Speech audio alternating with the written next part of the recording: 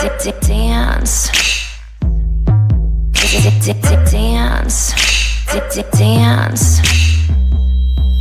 You can see that look in my eye. Ain't gonna stop anytime soon.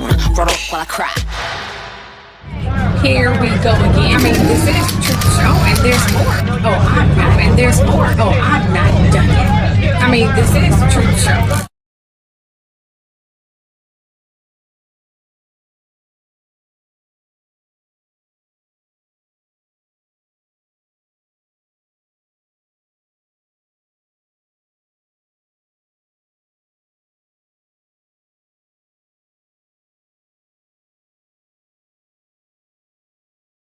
Please note that this is all alleged. I've never met any of these people. I've deeply researched all of my information.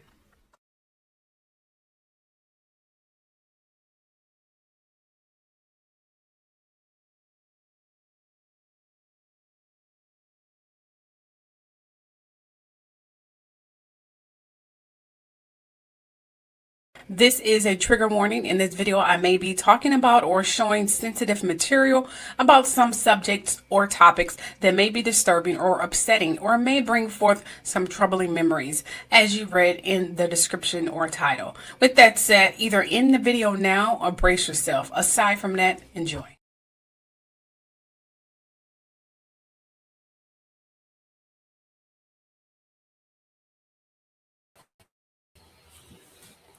Hello, everyone.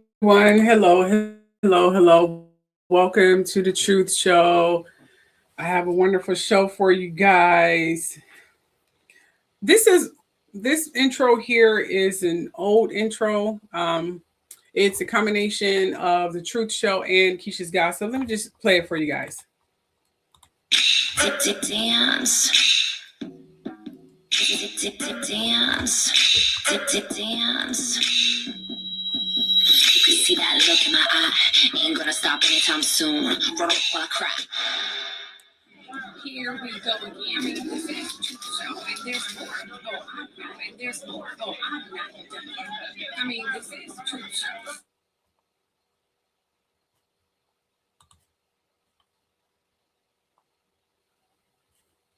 Yeah, I like that. That was one of my favorite intros. Yeah. I know, right? Let's get okay. You know how I feel about let's get it. But yeah, here you go. Let's get it.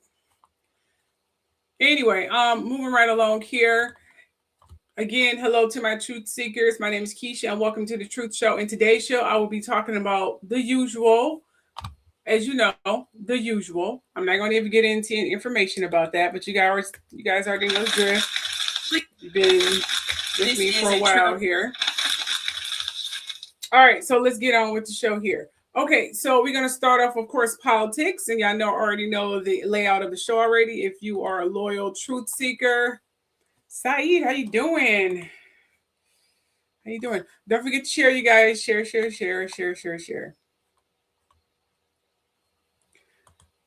Okay. I'm trying to go live other places, but it is not working for whatever reason that is. It's telling me to go live with a camera. Show at least one camera source before going live. Okay. They want me to show at least one camera source. I don't want to show a camera source, but they don't want me to show a camera source. Anyway, let me just continue here.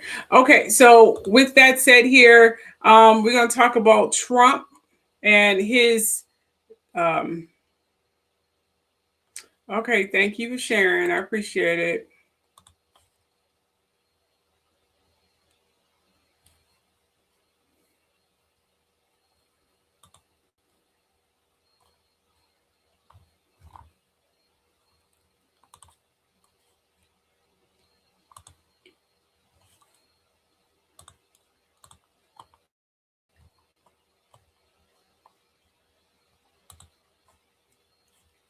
Okay.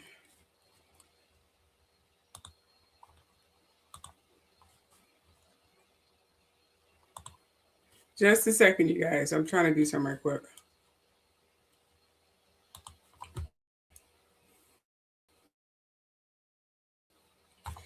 Bear with me here.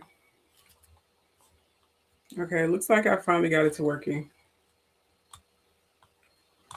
Just shrink this up a little bit. Here we go. Okay, I think I got it working.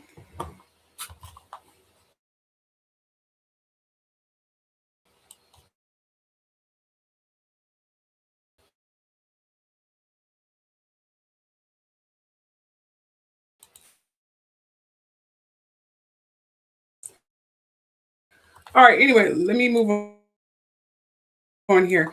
All right, so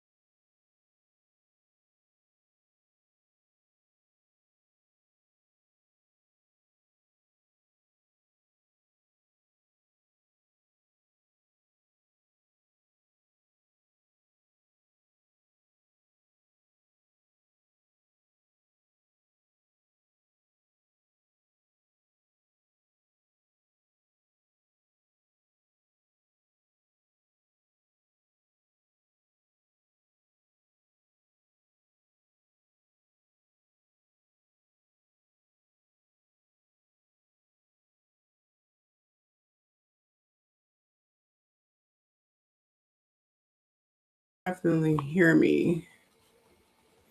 You guys can hear me out there, right?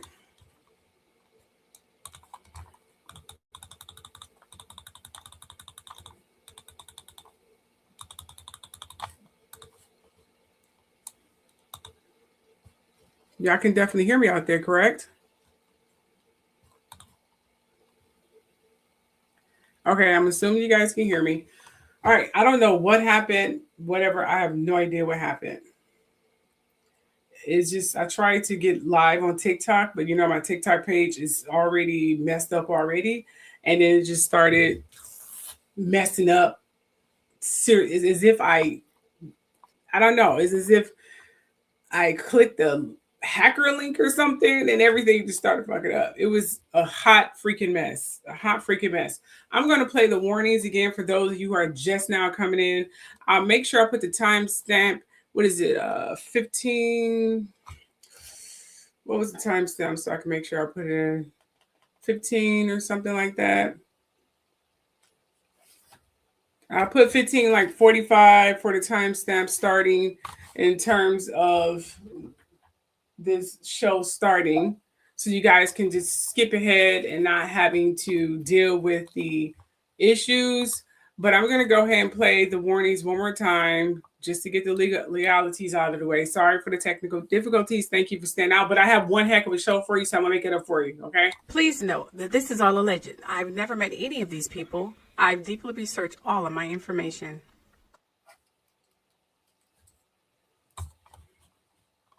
This is a trigger warning. In this video, I may be talking about or showing sensitive material about some subjects or topics that may be disturbing or upsetting or may bring forth some troubling memories, as you read in the description or title. With that said, either end the video now or brace yourself. Aside from that, enjoy. All right, fantastic. Okay, starting off the show here.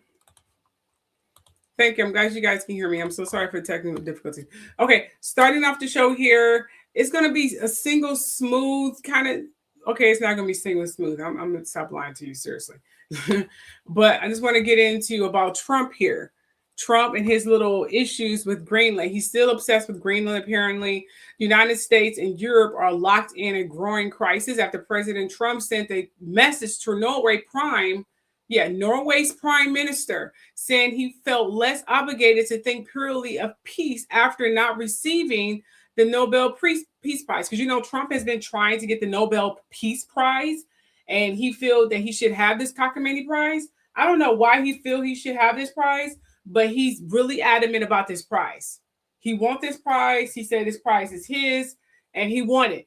This is what he said. He said after not receiving the Nobel Peace Prize and then questioned Denmark's ownership of Greenland, I think he has like a childhood dream of Greenland. You know how they teach you Greenland and all this other stuff on the map? That's what, back in grade school or something?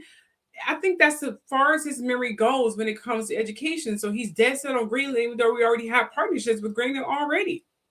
And every other continent and country is very, very patient with this lunatic.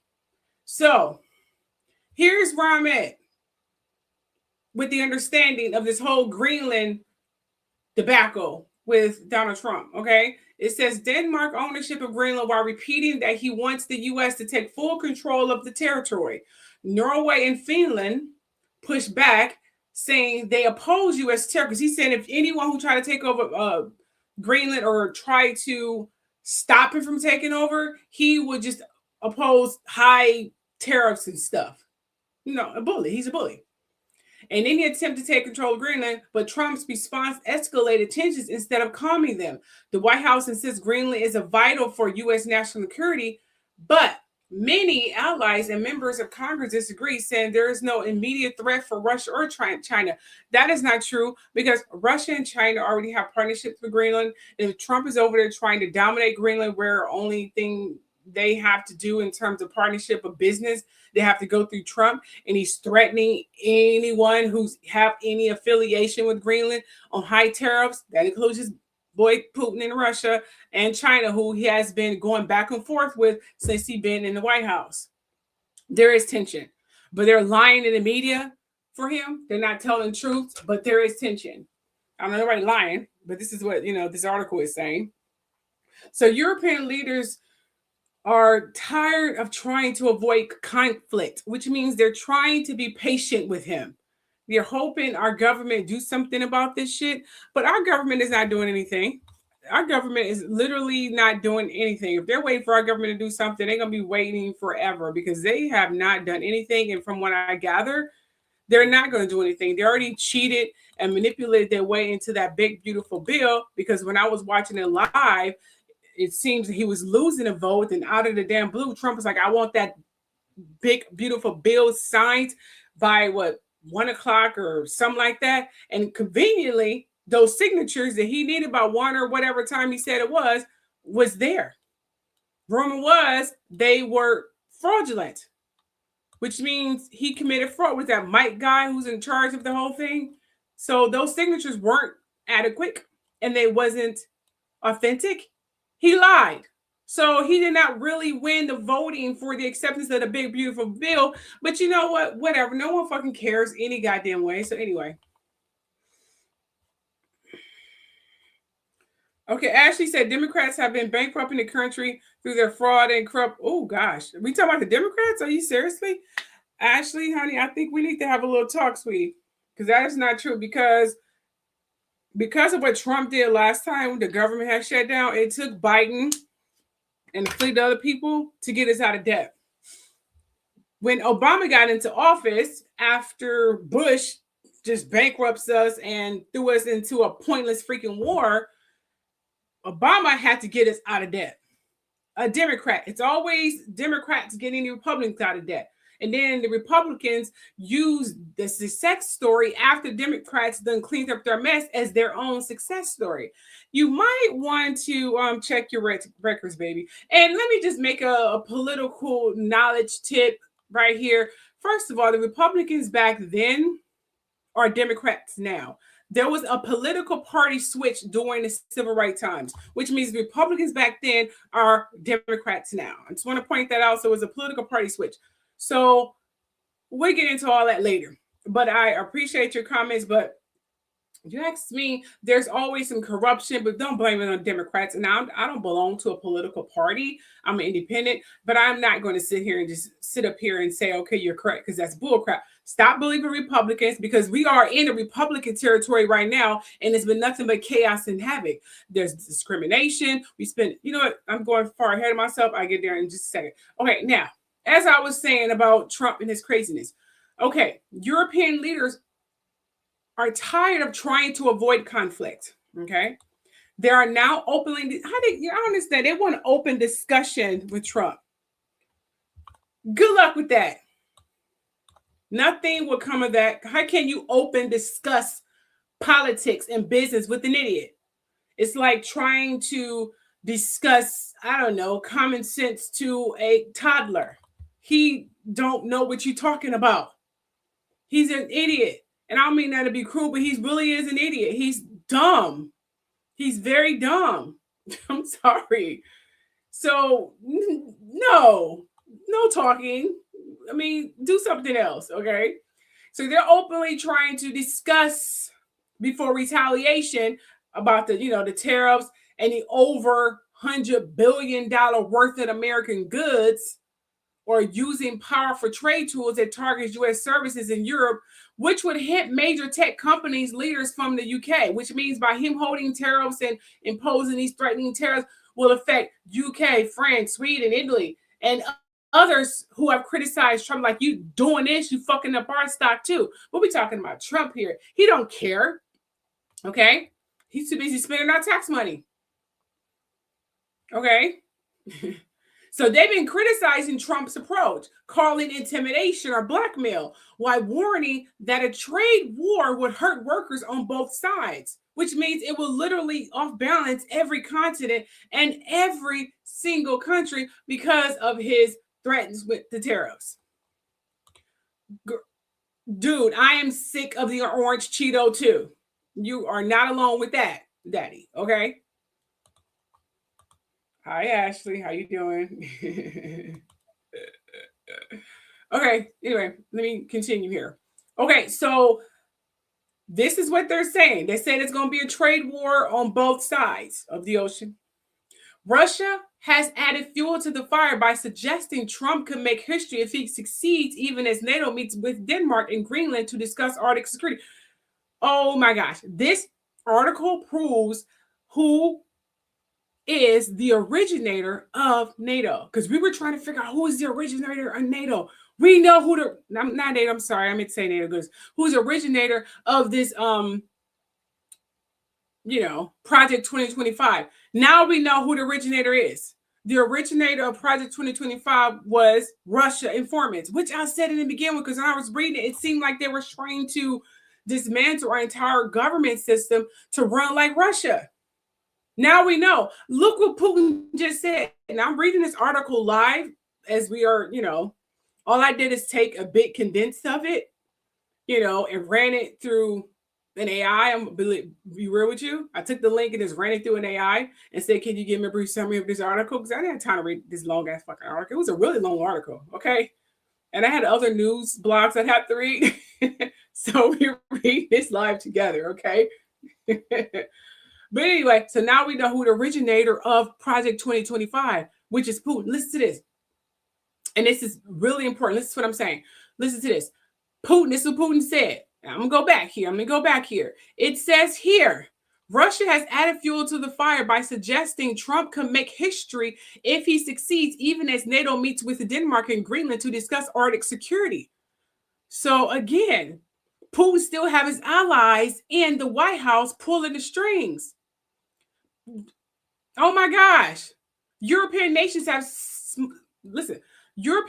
have sent small troops to Greenland for joint exercises, and the U.S. is also increasing its military presence throughout NORAD operations. Meanwhile, Denmark and Greenland kept repeating that they welcome some kind of cooperation, but that Greenland is not for sale. So they're saying it's not for sale. What are you talking about? We already have a partnership with Greenland. Why isn't anyone telling him this? Greenland's part of NATO. With Trump threatening to, impose these new tariffs on 8 European countries starting February 1st, unless they accept his Greenland plan, which they're not going to do, which means you probably end up going to war. Europe is preparing to stand united, defend its interests by all means necessary. So we might die. There will be a war. We might die. And use every tool available if the U.S. follows through. The stocks are also sliding down because of Trump and his tariffs, but I was going to say threats and tariffs at the same time. Stocks are literally sliding because of Trump's threatening tariffs. Because of his consistent threatenings of tariffs, stocks are sliding. Business is going crazy. The job market has plummeted. Inflation is ridiculous. To buy groceries is ridiculous. Trust me, I know. Okay? If we continue on this path, we will seriously jumpstart into a new Great Depression. He will literally bankrupt the entire country. And I'm not even done yet. Because everyone is worrying that we are going to go through another shutdown that will last longer than it did before. You know how many people had to file bankruptcy because of the last government shutdown?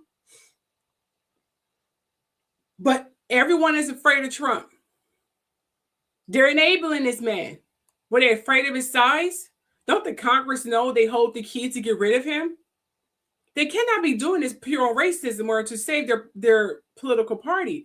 This is starting to get out of control here. We are on the verge of a war. So because you guys are so adamant to save your party, which was not going to go anywhere if Kamala was president, she was offering you guys at the table, you are trying to hold on to whatever past issues by any means necessary when you're going to send the whole world into war. UK is preparing for war. China is preparing for war. Shit. Japan is preparing for war. Greenland is now preparing for war. Russia is pulling the string because they already got homeboys in the White House already pulling Trump strings. They are one of the writers of Project 2025. This is starting to get freaking out of control. We getting bankrupt. I mean, it's crazy. Oh gosh. I'm not even gonna tell you how far bankrupt he is, man. I saw the numbers. They are so catastrophic. Woo. It did go through. All right, so let me keep moving here. Okay. Take a listen to this. Remember I told you about Great Depression?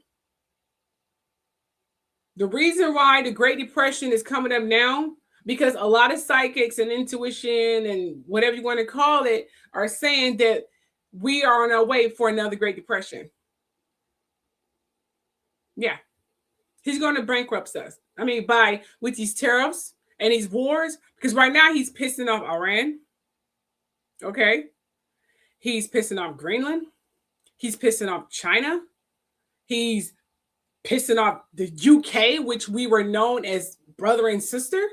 He's pissing off everybody. No one likes him. No one. Nada. Nathan. They're all preparing for war. And I'm not even lying. I talked about it several times in my politics segment. They're all preparing for war. Norway's prime minister says President Trump sent him a text that says one reason for his push to acquire Greenland is that he didn't win the Nobel Peace Prize. So how is he connecting the two, and how are European allies responding? Diane, this was an extraordinary message that was confirmed by the leader of Norway, who said that this all started because he and the president of Finland had sent a short text message to the president expressing their opposition to the tariffs that the president had threatened over the weekend. That 10% tariff on the countries that had sent that small contingent of troops to participate in military exercises in Greenland. In response, according to the prime minister of Norway, the president responded by saying this in a text: "Considering your country decided not to give me the Nobel Peace Prize for having stopped 8 wars plus, I no longer feel an obligation to think purely of peace, although it will always be predominant, but now can think about what is good and proper for the United States of America." Diane, the president ended that text by saying, "The world is not secure unless we have complete and total control of Greenland." He has made it very clear that he sees this as a national security issue for the United States. But this threat of tariffs is being met with very significant blowback from European allies. The British Prime Minister says that using tariffs to threaten and apply this pressure on allies is completely wrong. The French President Emmanuel Macron says it is unacceptable. And Diane, Sweden says they will not be blackmailed by the United States. Thought you guys needed confirmation from a professional from what I just stated. Now, she's going to talk about the Great Depression. Now, I've been receiving 2 different versions of the Great Depression. There's the Great Depression, whereas they didn't talk about the Negro people and how they reacted and how they were during the Great Depression. Some people on the historical narrative side stated that because they didn't care, so they didn't deem us as important. And then there's other people saying that we were slightly okay because we was already in dire stress, and we was already, limited means anyway, and treated like crap during the Great Depression. So us being affected by it didn't really have a huge effect on us. And we had no gold anyway. They stole it all. So I'm just going to point that out. But I'm here. I guess if you think about it, now that I'm talking about it out loud, I guess they were on the same side of the storyline and just on different ends of it, beginning and then end, like we weren't broadcast, but we turned out to be okay. So we can just call this young lady's the ending of the story of the other young lady who said that we didn't matter and it wasn't important. So I guess they were on the same storyline, just on different sides or different ends. Yeah. Anyway, this is what the Great Depression, the reason why it's coming up now, because we are about to go through it again. And we know how long that lasted, which means the banks will be bankrupt here in America. And we'd be fucking screwed. Yeah. Just because Republicans want to hold on to their power. They don't give a fuck about anybody else. They do know that they're going to be screwed too, but it don't matter. Take a listen. And I'm loving her necklace here. This crystal, that is a huge freaking crystal. It's gorgeous. We're having their Great Depression. We were having our Renaissance, the Harlem Renaissance. Those 2 timelines ran concurrent at the same time. Not only that, though. So you know how, like, in America, in history, we were never really given anything. We were never given anything. And if we did get something of our own, they would take it from us, or they would find a way to destroy it.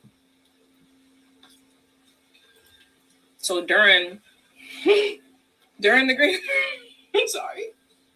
during the Great Depression, white people had gold, like gold necklaces, gold rings, gold coins, whatever, right?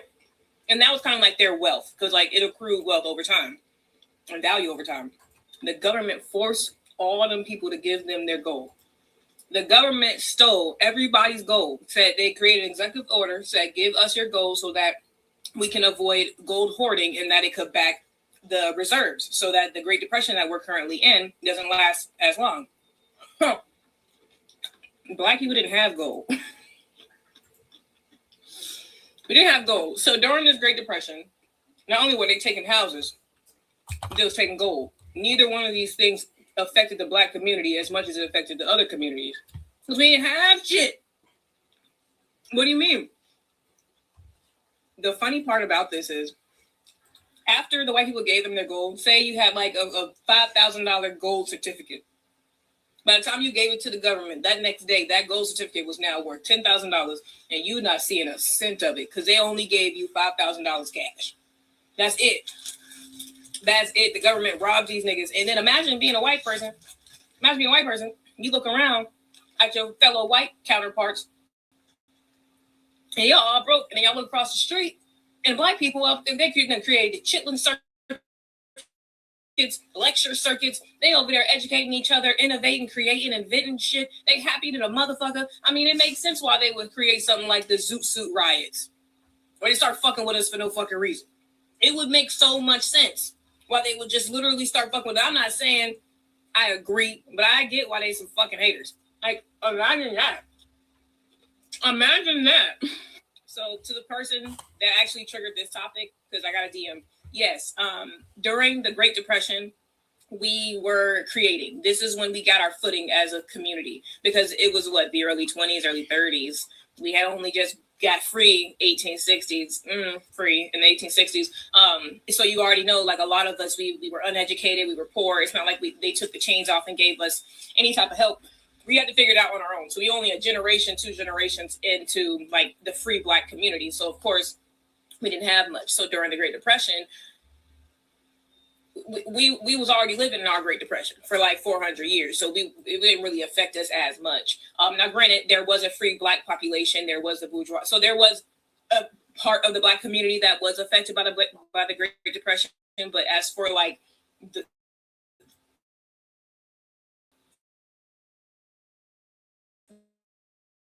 the majority of us, that's why it was so easy for us to take that pain and turn it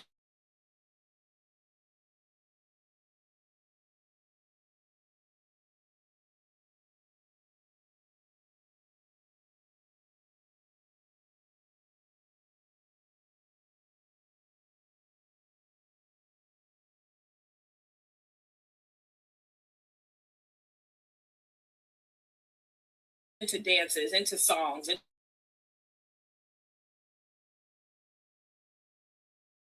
into hymns.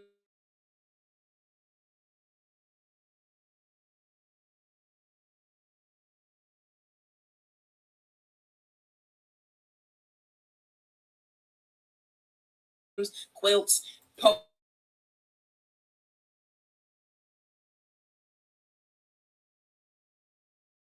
poems, fucking books.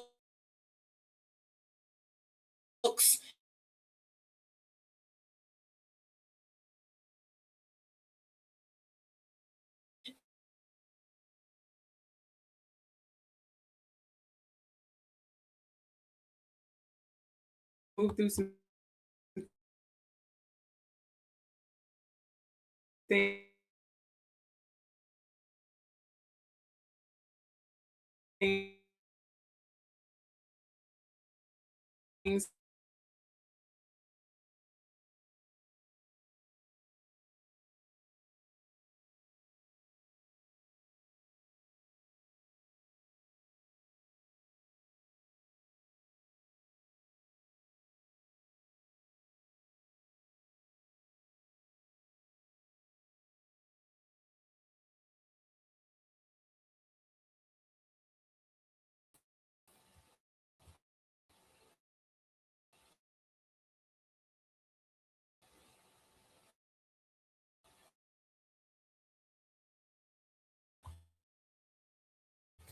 Oh, okay.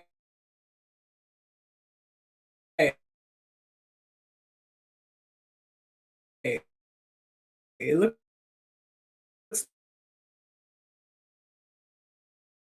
like it's back up again.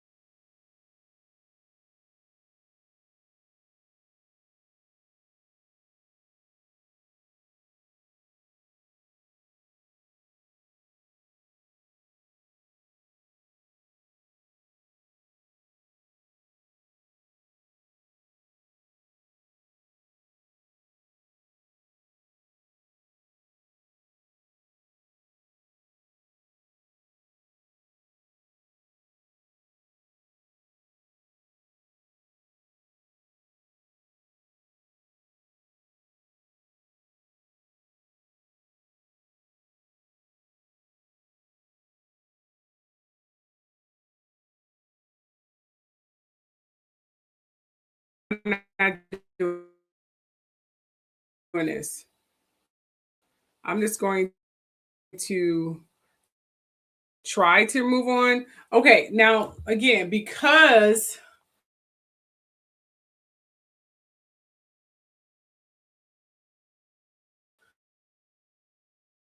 Congress can't agree on a short-term funding plan.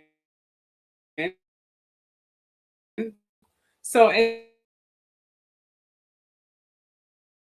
I stated, the U.S.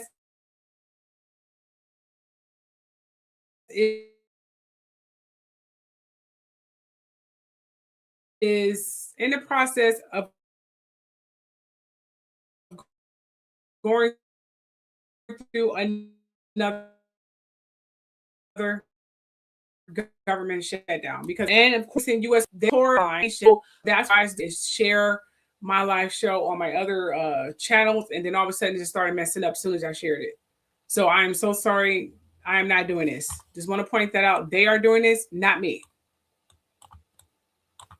I hope you guys understand that now. And then I see that my voice is buffering. That's them. They messed it up my show. That's them doing it, not me.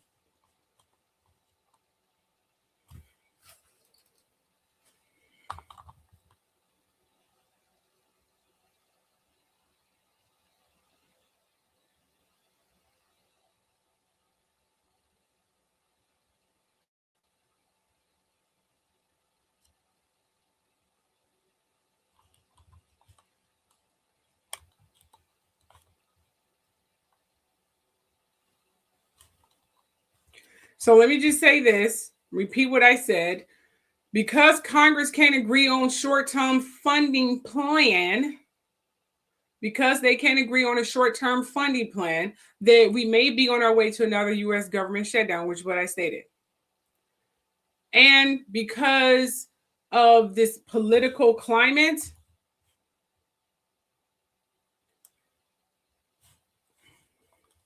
because of this current political climate, the travel in terms of tourists and some countries, they don't feel safe coming to America. So our tourists and our travel has declined substantially. So a lot of people are not trying to travel to the U.S. anymore because they don't feel safe with this current political climate that we have going on here. Not to mention ICE is arresting and killing people at will with no repercussions. So we'll get into that whole little debacle a little later. And then we have Ukraine. Then we have Ukraine that is still dealing with freezing weather and blackouts in the middle of a war. So as the war continue, this making daily life extremely hard for families down there because people are still living down there even in the middle of this war. I would have been moved the country a long time ago. I would not continuously to stay in that country with this current political climate. I don't know how they're still staying down there, but they're still down there. With that said, here is another Epstein involving Trump. Take a look at this next clip, but not, I'm gonna wait for that clip a minute. I want to go and talk about something else right quick. Okay, let's talk about ICE before I show you this clip. Now, it seems this article explains that this article right here, this article explains that Trump massive tax and spending bill has poured unprecedented money into immigration and customs enforcement, doubling Homeland Security budget and expanding ICE into a 20,000 officer national force, larger than the most police departments he's treated. I don't know what his problem is. I feel like we're in the middle of medieval times, seriously. And it's costing us billions and billions of dollars. We're paying for this with our tax money. I just want to point that out. And he's talking about pausing taxes too, because he needs the money to pay for these people. So this surge is funded, including $50,000 hiring bonus that we're paying for with our tax money. This surge is in funding, including $50,000, like I said, hiring bonus and billions for detention centers. So we're paying for that too. It's enabling the administration push for record-breaking deportations, but they're not really deporting some of these people. They're trafficking some of these people, okay? Or they're killing them. I guess they feel that save money. So that goal is of 100,000 detentions a day. He wants to literally snatch the minimum of 100,000 people a day. That is 1 million deportations a year. Over 1 million, I'm sorry. While illegal border crossings have dropped to historical lows, at least that's what he says. Even though he's married to an immigrant, but I guess she's, exempt from this. Americans are now seeing aggressive ICE operation in major cities. So this is not a free immigration built kind of city anymore. We're not living in that country anymore. This is going to run like a government detention center, like China or something. It's not free. We're not free to self-express ourselves and live out a dream. No, we're going to be living in constant fear that ICE members who apparently don't have the credibility of a law enforcement officer, but I guess officers don't know their levels either. They think ICE people are above them, which they are not. And they're running around in the streets with army gear. So we have these ICE members that we're paying for from our taxes, by the way. So we're seeing these people going to be roaming the streets. And he want to get these ICE members on every single state, even though it should be up to the mayor or the governor to approve this. But he's overriding them because he's a fucking idiot. But just want to point that out, which means business is going to pretty much decline because people are going to be afraid to go out. Because you got these people roaming the goddamn streets and we're paying for this shit. You know what? I'm so sick of this, man. It's not even funny. So here we go. We see the Americans are announcing aggressive ICE operations in major cities were armed. There are masked officers with no identification. So all of them are not officers. Okay. And they're smashing windows. They're pulling people from the cars and detaining not only undocumented immigrants, but anyone they deemed as a threat. If they're deemed as a threat, they pull them out of cars, snatch them in the cars. And these people are saying that these undocumented or unnecessary people or whoever they want to go and rape and run orgies on and sell it to the highest bidder or have their own little fix. Serial killers don't have to hide anymore. Just become an ICE agent. Just become an ICE agent. You can live out your own sick fucking fantasies. So we have these people pulling out innocent people and U.S. citizens from their cars with no identification that they're showing to these people, no warrant, no legitimate proof on how they are able to do this. They're doing this because no one is stopping them, because police officers don't know that they have every right to ask these ICE agents for the identification before they are able to take anyone in their custody. But, you know, officers don't know their legal rights either. Let's be realistic here. Officers don't know their legal right either. So we have these ICE agents pulling out people from vehicles. Okay. Non-criminals and even U.S. citizens. Is anyone they feel they just having a ball out here. Straight liberty, just straight doing what they want. They feel freaking liberated. And then we had that shooting of Renee Good. She wasn't the only one. There was millions of others. I'm saying millions because it's starting to stack up there. Okay, that happened in Minneapolis. That ignited nationwide protests, apparently, prompting Trump to threaten the Insurrection Act as the Army prepares 1,500 troops. Critics say the bill has militarized immigration enforcement, and Democrats warn that Congress has little power to stop the spending because the legislation runs on autopilot through 2029. Because that was the big, beautiful bill for this legislation to not have any human people to stop it, but to run on autopilot to 2029, which means until Trump term ends, if he lives that long. Some lawmakers want strict limits on ICE tactics, while others call for the agency to dismantle entirely, which I think it should. Meanwhile, Homeland Security has already obligated tens of billions of dollars, much of it for border wall construction. And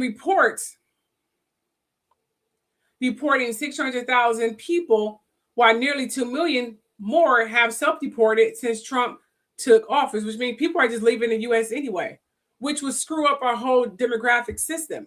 It will screw up our whole infrastructure, our businesses, because America is built on immigration.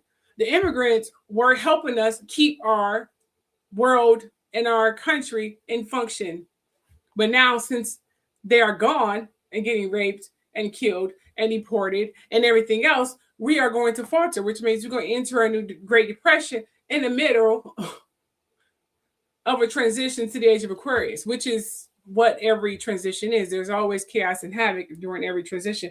And again, y'all wanted proof about the SLOCs. The SLOCs are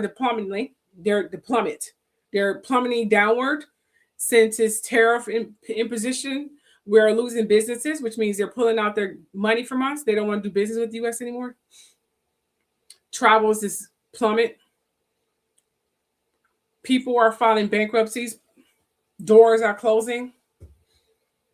But Trump is spending billions and billions of dollars on these ICE people who are literally upstarting corporations and offices in every state, like we're in medieval times. So our taxes are going to pay for these ICE agents. And they're not doing background checks on ICE agents. I just want to point that out. Some of these are not really ICE agents. Some of them just got on the costume and just live in liberty to do whatever they want. So we are literally going to be one huge detention camp. We're not going to be able to breathe and move without these sick, horny, perverted, racist, violent fuckers running around on the streets doing whatever the hell they want. There's going to be a war. And it's not going to be on foreign land. It's going to be a war smack dead here, right in the middle of America. I can almost see that right now. It's going to be a war. It's going to start with these ICE agents because people are going to start getting violent. And then we're going to start having a war with foreign countries because they're sick of Trump. It's going to be U.S. against every fucking foreign country out there because the UK is going to turn against us and they're going to probably side with, China.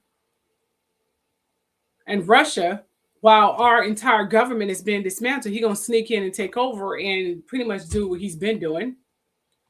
Y'all thinking it's funny, and the racist people are thinking it's funny because they're like, Trump is this. Are you realizing what's happening? I tried to tell you guys this during the election. Y'all thought it was stupid. Y'all was making fun of me. Everything I predicted came true. If things continue going down like this and we don't stop this and get him out of the house, I'm not talking about impeaching him, which means calling for a recount, getting his entire party out of the house. Seriously. We're going to have war right on our foreign country. They're going to be dropping bombs right on our country on resident neighborhoods. Because y'all don't know how badly he's pissing off these foreign people. They're trying to be patient. They know Trump is a fucking idiot. But our legislation, as you just heard me say, is on autopilot to 2029, which means to Trump leaves office, which means no one is not going to stop him from doing anything. And we're going to have to pay for these ICE agents. Our taxes paying for these pedophiles and rapists and killers. This is what we're paying for. And the Caucasian people don't even care. Only thing they care about is, oh my gosh, Trump is in office. Dude, you are affected by this too. You know your insurance is affected by this. He's talking about ending Social Security. Right? You running around here acting like you rich as Bill Gates. You poor too, you dumb fuck. You're going to be freaking screwed too. So you think you have power just because you Caucasian? And all these fuckers are not Caucasian. Some of these who are in this little sick gang here are immigrants. So you know what? Let's move on here. Because every time I talk about this, it pisses me off, bro. All right, let's move on to this reveal about another Trump Epstein moment. Take a listen. I want you to listen to one of these files that just got released. Now, I have to warn you, this shit is fucking disturbing to say the least. But listen to this. This is crazy. The last encounter with Trump, the one where I injured him, was the one that I remember the most vividly. My dad, before we went to the farm, this was when we lived in Enterprise, Alabama. Yeah. So it would have been about 81 to 82, somewhere in there, maybe as late as 83. But he said there may be somebody that you know there. And I just remember the look on his face, and it scared the shit out of me. But anyway, when I got to the farm, of course, I'm scared at the farm because I don't know what's going to happen. But the first person that comes up to me is a girl named Patricia. This is a girl that I had been trafficked with before. And she came running up to me and, said hello or whatever. She was about my same age, around 12 to 13. And I can remember my dad saying, well, why don't you guys go run off or whatever and have fun? And I can remember not knowing what to do in that instance because, these parties weren't for me. I wasn't. And then he said something to the effect of, no, it's not like that for you anymore. You're a man now. You can just go out and have fun. Well, we went to go have sex. So we went and found a room and started having sex. And while we were having sex, people burst into the room. It would have been 4, 5, 6 guys, big guys, adults. At least one of them had a gun. I think 2 or 3 of them had guns. But they came in, they assaulted her, they beat on her, and then they shot her while she was still in the bed. They didn't beat or assault me, but what they said was, if you don't do everything that the next person coming in here wants, we're going to shoot you just like we did her. And I can remember them having like an argument because they shot her in the bed and then they had to go find another mattress. Well, that's when Trump came in. So that's why I remember him so vividly. And it was at that point I had already decided they're probably just going to kill me anyway. I'm going to take him with me. And I tried, but I did not. When Trump assaulted you, so sexual assault and physical assault? Yes. So at one point, I kind of acquiesced to whatever sexual things that he wanted to do. But at some point, he wanted me to have sex with him. So he lay down on his stomach, and there was a wooden tent stake that was in the room. And I had been eyeballing it as a weapon. And what I did was put the condom on the wooden tent stake, put it inside of him, and I kicked it as hard as I could. And that's why he had to get life flighted out, because I ripped him open. I had more than one encounter with Trump, and that's why, because he is a fucking monster.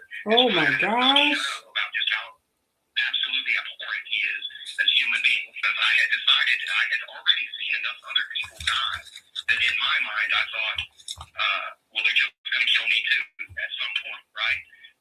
I'm not going to survive to be an adult from this. So in my mind, he was the biggest pile of shit that I'd ever had to have any contact with. So I was going to take him with me. And how often did Trump assault you? I can remember 2 specifically.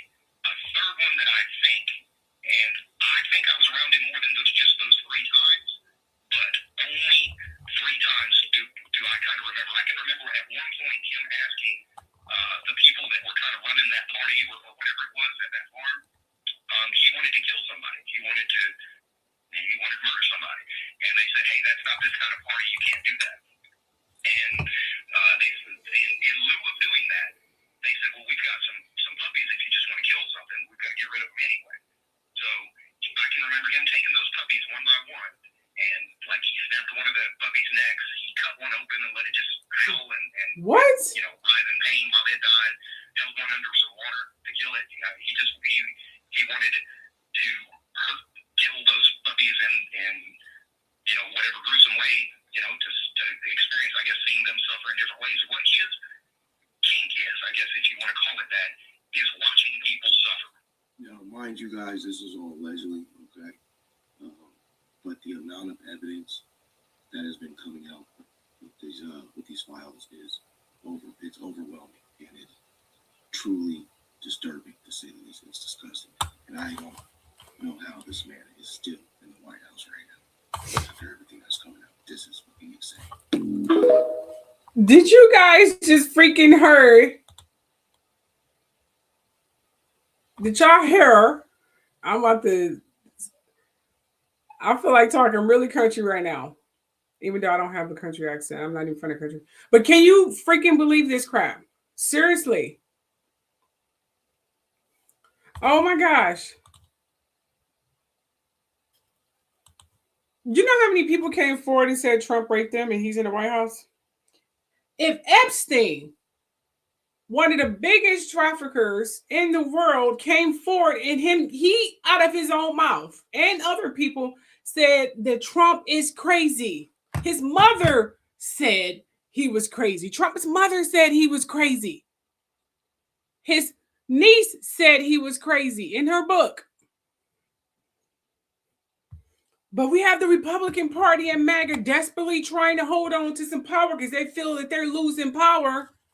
I don't know why they feel that way. This is where we are going at the moment. We got a complete psychopath running our government. And he didn't even win the government fair and square. He lost. He cheated his way into the government. No one voted for him. And the riots and the marches that happened directly after that election proves that no one voted for him.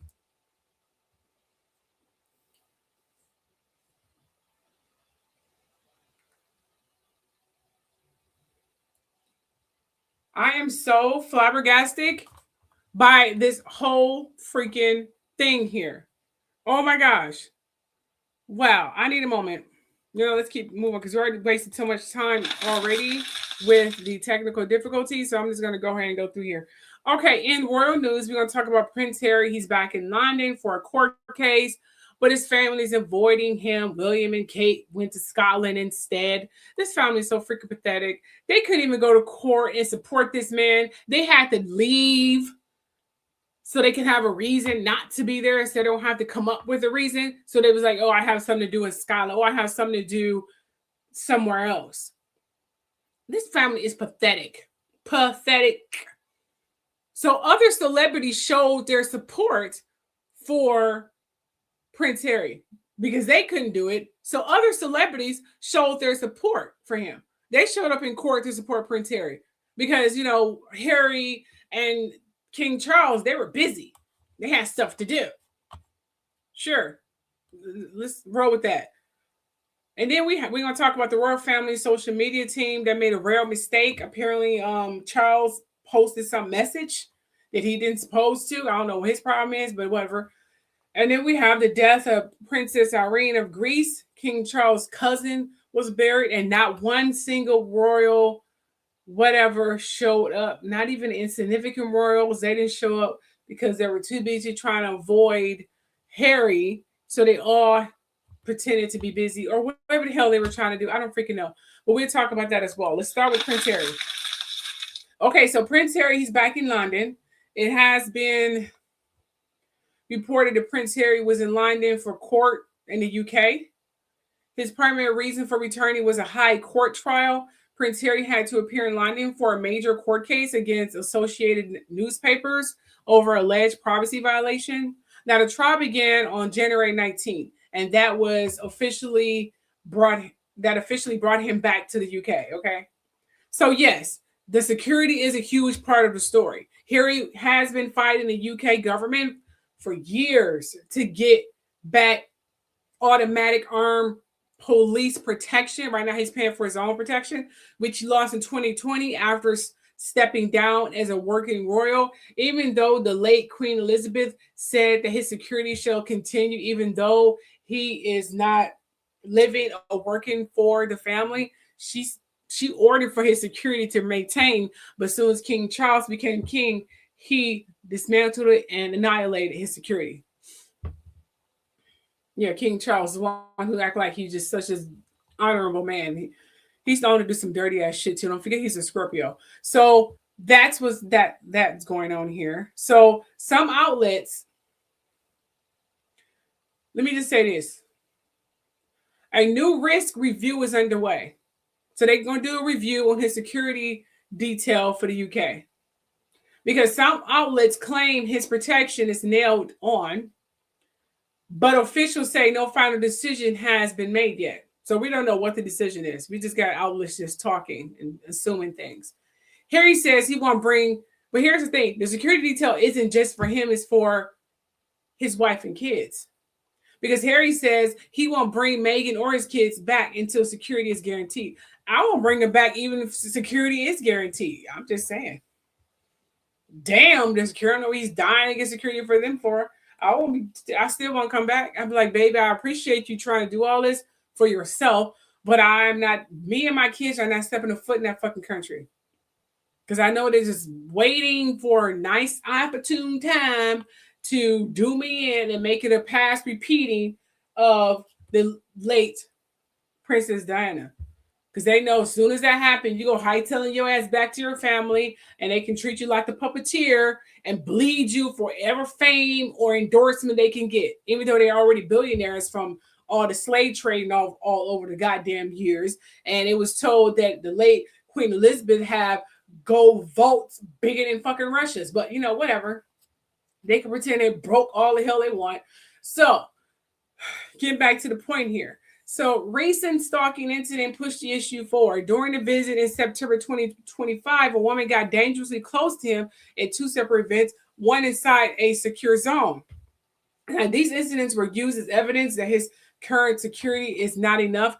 That was actually you can find it on TikTok. She wasn't threatening him or anything, but she was protesting for him. But it wasn't even a simple matter that she was on his side. It was a simple matter that she had the mobility to even be that close to even do this. This is why he wants security. What if she wasn't on his side? And she wasn't a Meghan and Harry fan. She was an enemy. She was right there when he came out of the freaking courthouse. She's screaming whatever she was screaming. Of course, it was in honor of Meghan and Harry and how the royal family is doing a man. Yeah, but she was still there. How did she get there? That's the point. So McGarry, because I call Meghan and Harry McGarry with their names together, he wants his children to see where he grew up, but only if security is restored. Sources say Harry's long-term goal is to bring Archie and Lilibet to the UK, but he refuses to do that without full police protection. Why is he trying to bring these kids to the UK? I understand why he wanted to do it in terms of historical standpoint, but I wouldn't even want to do it. I don't understand his little adamancy about this freaking whole thing. But I guess that's his hometown. He grew up, and I guess Meghan, like, okay, even though I don't want to go there, but this is your hometown, and you are here with me. Fine. We can go ahead and do that. But I would not want to do that. Because soon as pictures get taken of their kids, they're going to talk about them. They're going to compare them to Kate and William kids, especially if they're not obedient and nice acting. They're going to be bleeding these kids dry, man. I'm telling you that right now. So anyway, in short, Prince Harry returned to the UK for a court case, but the trip is happening while the government is reviewing whether to restore a full armed security. I don't even know why this is even a freaking question, but whatever. Full armed security, something he considers essential before bringing his family back to the UK. I don't even know why this is even a freaking debate. This shows how petty they is down there, man. It's so sad. So here are some videos here. People was losing their mind over Prince Harry and his little strut, his little power walk, or sexy man, or whatever the fuck you want to call himself. But I gotta admit, he don't look bad though. He do know how to walk in a suit, don't he? Check this out. And they got music to it too. These people are crazy. Look. Look at it. Look. And they said it was a swarm of people out there. With so many people out there, more than the royal family. I wasn't personally looking at Harry. I was personally looking at the security behind him. Look. This gentleman here. I was looking at him. Look. This is what I was looking at right here. Where he at? Right there. I was looking at this gentleman there. Oh my God. What kind of haircut this dude got? Okay. I think something wrong with the water in the UK for these good men to be losing hair like this. Listen to this. Look. They got music. Y'all. I mean, they are seriously trying it. They even slowed it up. They are crazy. Look. This is hilarious.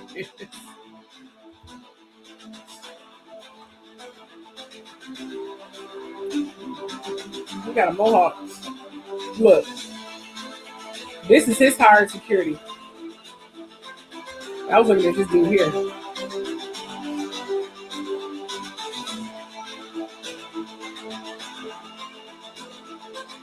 You do look good though. Nice Italian suit. Very nice.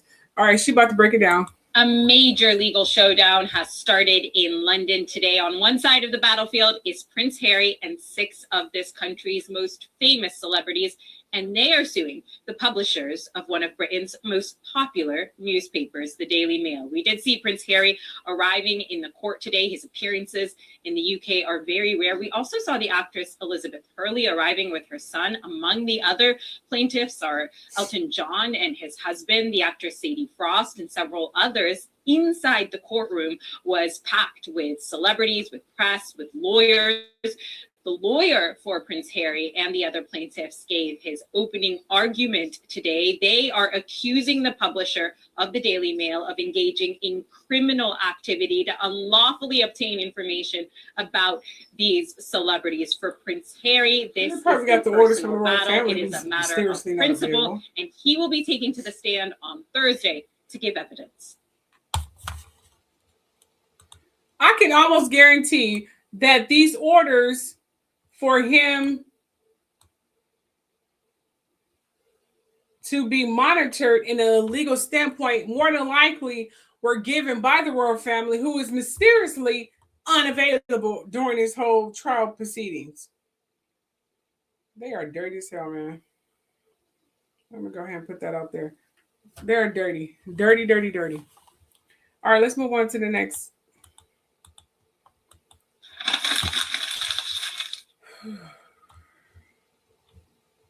Okay, then let's talk about the royal family social media posts. King Charles, apparently, office made a rare mistake on social media by posting a message out of order, a slip that drew attention because word communications are usually tightly controlled. The message was meant to honor the UK-Ukraine partnership, but appears scrambled when shared on X, formerly Twitter, on January 16th. So what happened on the social media post? Well, the post marked the first anniversary of the 100-year partnership between the United Kingdom and Ukraine. They signed in January 2025 to strengthen military, economic, and cultural ties. Yeah, the Trump is literally gaslighting this man, but he's still on Putin's side. So I told you, the UK going to end up partnership with the US, and that's going to be a real fucking big mistake. Now, the mistake is the message was shared in 2 slides, but the second half was posted first, making the statement confusing and out of sequence. The correction, well, the correct order was later confirmed by Deputy Prime Minister David Lammy, who read the full message during a speech in Kyiv. So they, covered it up, saying this is just a speech we was going to do anyway. It just got leaked. No big deal. I just go ahead and read the whole thing right now. So that's basically what they did. Now, King Charles did express support for Ukraine resilience amid the ongoing war with Russia. They don't side with Trump. Administration for the bravery and strength of the Ukraine people. He also hoped for a just and lasting peace that protects Ukraine's sovereignty. He signed off with Slava Ukraini, glory to Ukraine, and his Regnal signature, Charles R. whatever. So that's what Charles did. Yeah, this is the same man here who treating his fucking son like an immigrant or a enemy, but he's buddying up with this gentleman here. I don't blame him, but however, can you give your same son the same respect you're giving this man here? Just want to point that out. So why this matters, mistakes like this are extremely rare for the royal family's social media team, which usually maintains a polished and precise public image. Now, the post came during a sensitive geopolitical moment as tensions with Russia remain high and NATO allies are closely watching the Arctic and the European security. Everyone is watching that right now thanks to Trump. He done messed up everything. First, it was just a war between Ukraine and Russia, and then the endless war with Israel and whoever they trying to fight. That was pretty much it. But now everyone is going at war. China's about to go at war. Everyone is going at fucking war now because he's instigating. Dumbass. Now here's the subject you guys have been waiting patiently for. This is my new intro for Celebrity Gossip.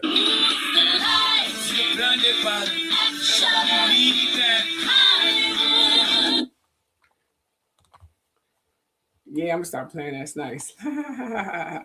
Okay, so blind item number one. Blind item number one is discussing.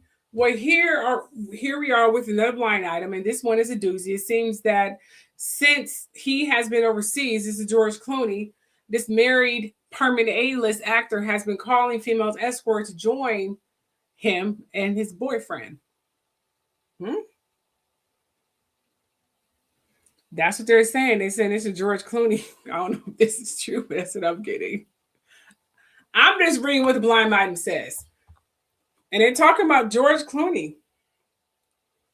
So, yeah, apparently George Clooney is married in legal status, but he's still out there being his single, horny self, apparently, judging from this blind item. I'm just saying. So apparently, again, George Clooney, who was calling in escorts while out of town, I guess some things never changed because I thought he was a changed married man with kids and stuff with his little famous, smart wife, but apparently it was just for a moment, and now he's out here in the streets, but whatever it is, that's not my business, but that's what that is. Blind item number two. Oh, and there's another one, and I don't know what to say about this one, except I'm a little concerned. Now, here's the blind item. This A-list actor, sometimes director, is faithful to his on-again, off-again ex, so he has been hiding the fact he has been hooking up with this foreign-born former A-list model who used to be a beard for hire, which means this fool here is back to his old ways, and he's back, messing with models and younger girls. So he's cheating. I don't even think him and Jennifer Lopez are even still together, but I hear they still get together and do a little what, not. So they're kind of together. Yeah, me too. They're kind of together, but not together. So they're still hitting it, that's what I'm hearing. So, but Ben Affleck, as usual, his malevolent, evil, out in the streets, causing chaos self, because that's what he does. I'm just going to point that out there. But Jennifer Lopez is obsessed with this man. She is obsessed. First of all, this is a cute outfit that she has on, but she's obsessed. So this is apparently about Jennifer Lopez, okay? But Ben Affleck, it seems that Jennifer Garner kids are sick of J-Lo. Here's what they're saying. They said Jennifer Garner kids and Ben Affleck kids are sick of Jennifer Lopez hanging around. Here's what this article said. It says Ben Affleck kids are reportedly feeling overwhelmed and tired of Jennifer Lopez being around so much after the divorce. Sources say the kids don't dislike J-Lo. They just want more normalcy, quiet time and space without constant cameras or celebrity attention. Their routines feel disrupted, and the blended family spotlight has been a lot for them to handle. Ben is trying to keep everyone happy, but balancing co-parenting, fame, and high-profile breakup hasn't been easy. Lopez, meanwhile, has said she's been trying to be more present for her own kids after they told her she wasn't a regular mom or home enough. Jennifer Garner also recently said she and Ben have reached a peaceful, cooperative co-parenting rhythm, showing that healing and stability are possible even after a difficult split. Now, you understand Jennifer Garner is already with another man. I think she just had a baby by another man because, she loves dropping dingo babies. She's like Kimora Lee Simmons. She get with a guy, she got to drop a baby. I guess using birth control or any birth control contraception is not in her book. Jennifer Garner's always dropping babies. Yes. That's Jennifer Garner, the one who come across as this humble, supportive ex-wife, but is she really? Personally speaking, I don't know what the hell's wrong with Jennifer Lopez, but she has never been this thirsty for a guy ever. Not any of her exes, but she is crazy about this troubled man who's been acting since he was a knee-high to a grasshopper. Do he even know what his personality is? I mean, do you even know who you are if you've been acting since you was like 5 or 6 years old? Seriously? Do you even trust anything to come in his mouth? Is he acting in character or is he being himself? Do he know who himself is? Does he need counseling? The opposite, everyone should be acting when it comes to Ben Affleck, who's been acting since he was like 5 or 6 years old. I'm sorry. Nope.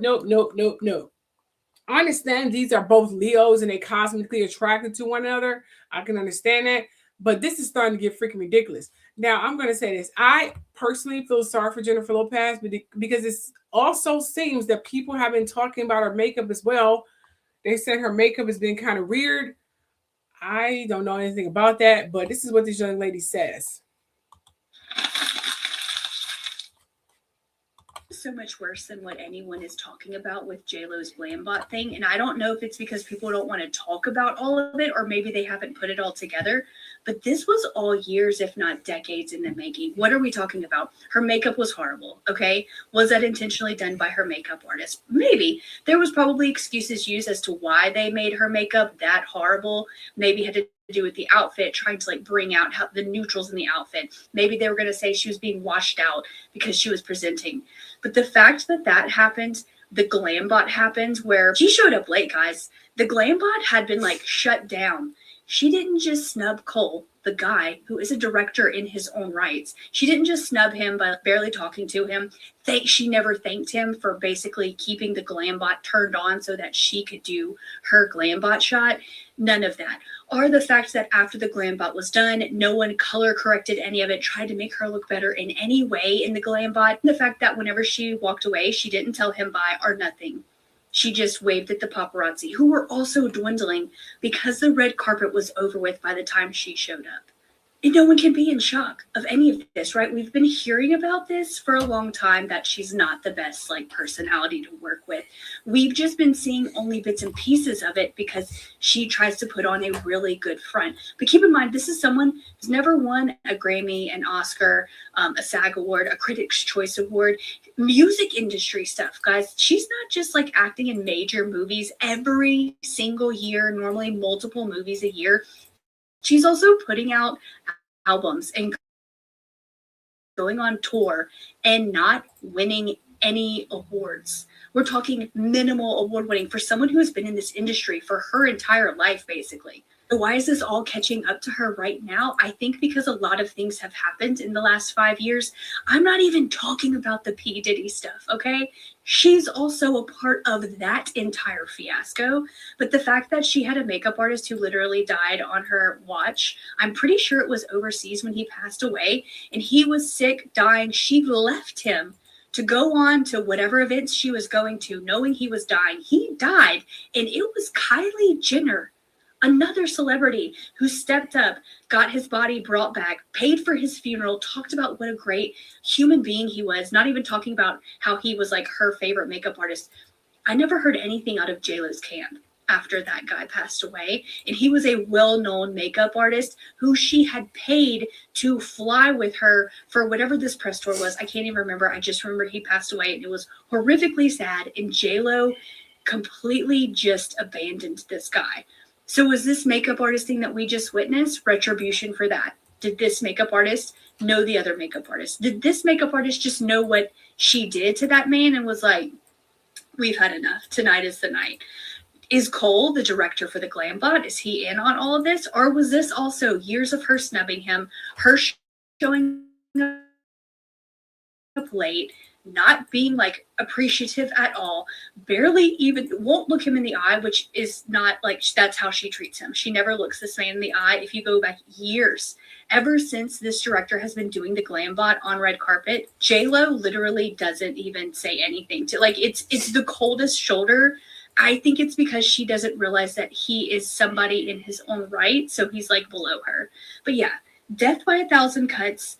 So many things, and that's just the tip of the iceberg of the stuff that has leaked out to the public. No telling what else. We will probably never know from people within this industry, but there's a reason she looks like that. There's a reason her Glambot didn't get any kind of touch up. There's a reason she's not winning any of these awards in film or music. We're witnessing it all culminate together in one night. It was absolutely intentional. And I think what I just shared is probably a lot of the pieces of the puzzle.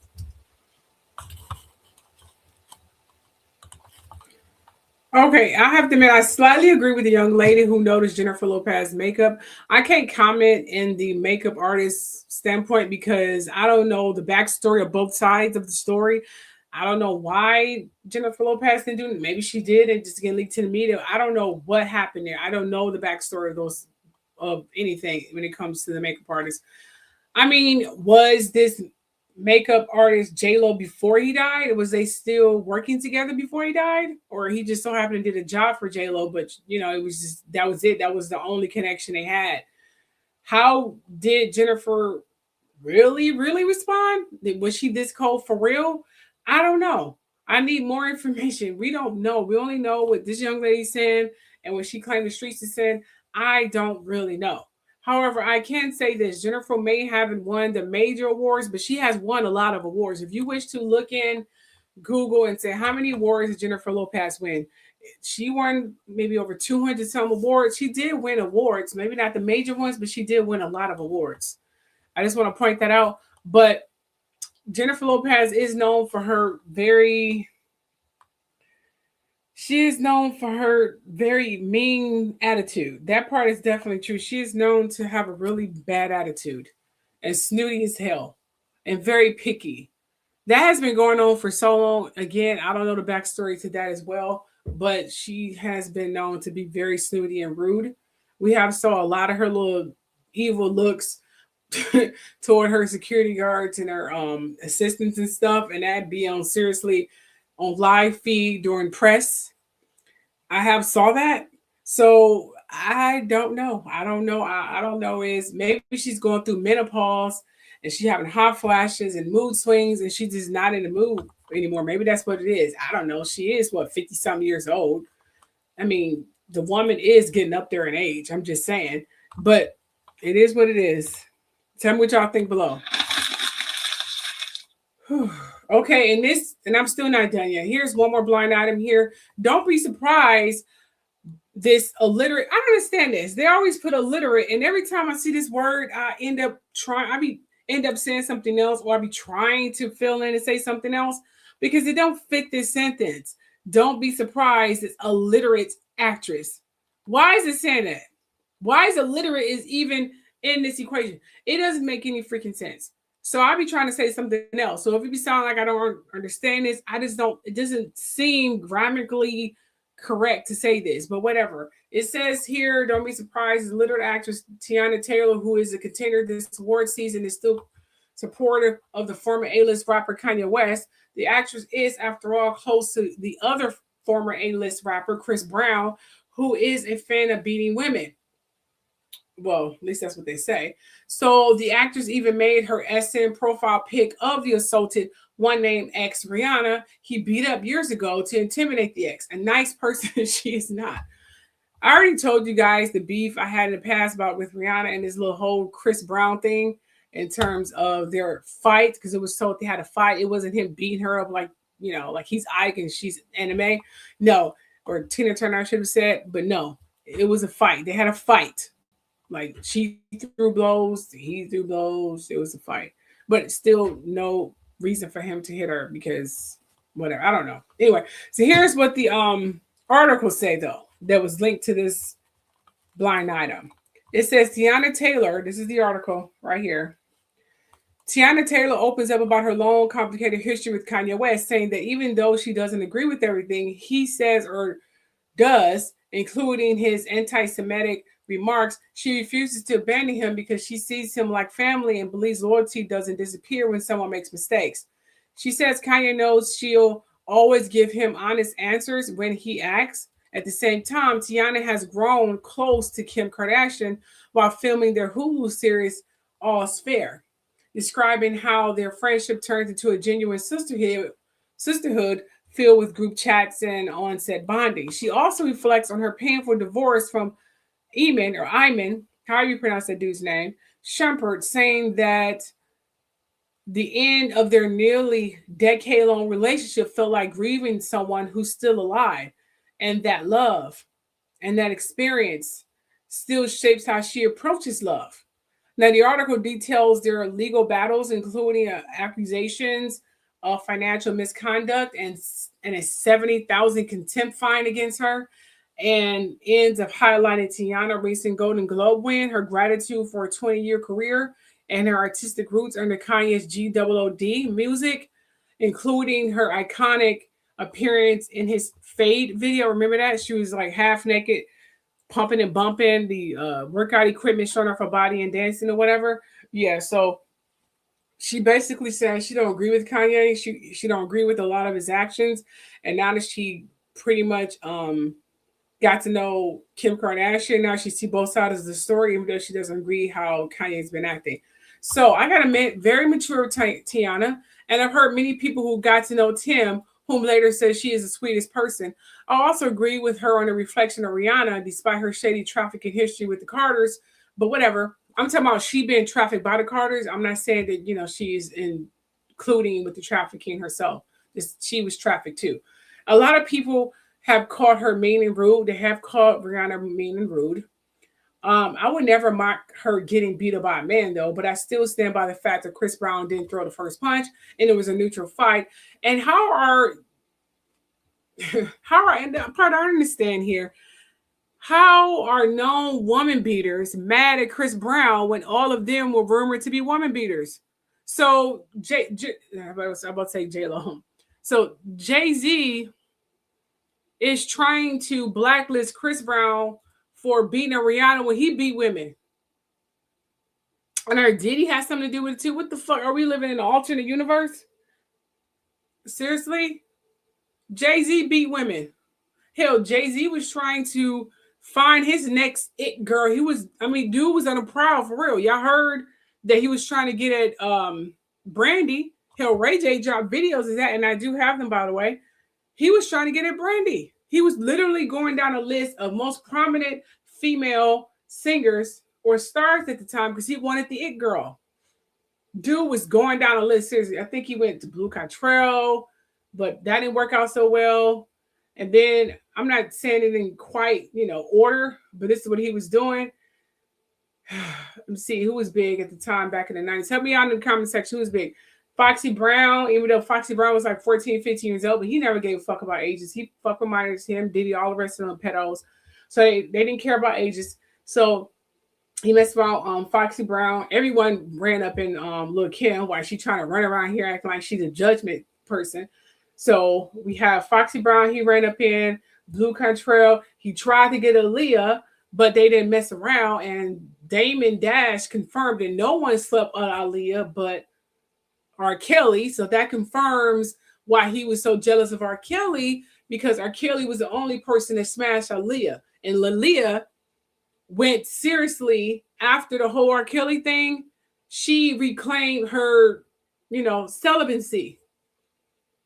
She didn't want to do anything until she was married. Hence why Damon Dash claimed he was engaged to her, which they wasn't, but whatever. So Damon Dash confirmed that no one hit Aaliyah. She was just a flirt. Only person who had sexual relationships with Aaliyah was R. Kelly. Hence why Jay-Z was so pissed off and jealous of him. Like, why did he get the hit? I didn't get the hit. So yeah, Jay-Z, he was trying to get Aaliyah. She ended up dead, unfortunately. May she rest in peace. And then he went down to Brandy, which was kind of in between the whole Foxy Brown and Aaliyah situation. But Brandy is an Aquarius, and we see through bullshit like freaking Jay-Z. Considering Brandy was friends with Aaliyah, and she knew that Jay-Z was trying to hit Aaliyah because Brandy and Aaliyah are cool. So even though Jay-Z knew this, but he didn't fucking care. He don't care. So that didn't work out so well. So then he was like, well, shit, Aaliyah's dead. Brandy's not getting at me. Blue Control's not, please, she's not trying to hit that shit. Who is next? Damn. Beyonce. Because even Wendy Williams said that he's looking for a very powerful person to be with, but someone who's naive. The people I listed weren't naive. I mean, Aaliyah may have been kind of naive when she got with R. Kelly, but she became very intelligent. And she wasn't naive. She was hip to the game after that and what people were trying to do, which is why a lot of them didn't like her. So yeah. So what happened? I don't know. We can pretty much guess what happened after that. He got with Beyonce. Sold his partnership with Beyonce to her dad and mom, which probably wasn't that freaking hard, as a freaking record deal and a blank check. Like, I can help her with her music. You know how you be talking, do a duet, really put her in the rap game, really put her on the map, hook her up with some producers, I'm Jigga. That's what the fuck he probably was doing. And they were like, oh, sure, because they was having Beyonce up there half naked on stage and stuff. So trust me, her parents didn't give a damn, long as the paycheck was good. Why they trying to keep her from freaking R. Kelly? You should have kept her from freaking Jay-Z. But anyway, now she's a billionaire now, but she would have became a billionaire without him. Maybe not. I don't know. I don't freaking know. I don't really care. The point of the matter is, that's what was going on with that. So why is he blacklisting Chris Brown, though? Did he really try to get with Monica? I never heard him trying to get with Monica, though. When was that? I never heard of that. You guys send me a link to that. But anyway, so it was rumored that Jay-Z is blacklisting Chris Brown, although, again, he's a hypocrite because he is a woman beater, too. So why are they pissed off at him, even though, this was a neutral fight, judging from what the streets say that happened with him and Rihanna? He didn't even throw the first punch. She threw the first punch. But I know it shouldn't matter. Oh, no, I didn't hear about Monica. Nope, I didn't hear about that. Nope. I think Monica was already messing around with somebody else. Nope. Whew. But here are some clips. This is Jaguar going to break down the whole Chris Brown little debacle. She's going to break it down. Chris Brown, and they keep trying. They did the same thing to Michael Jackson. They did the same thing. They just kept. For him, it was children, and for Chris, it's you hit Rihanna. You a leader for the rest of your life. You're a weirdo. Like we don't care that you're talented.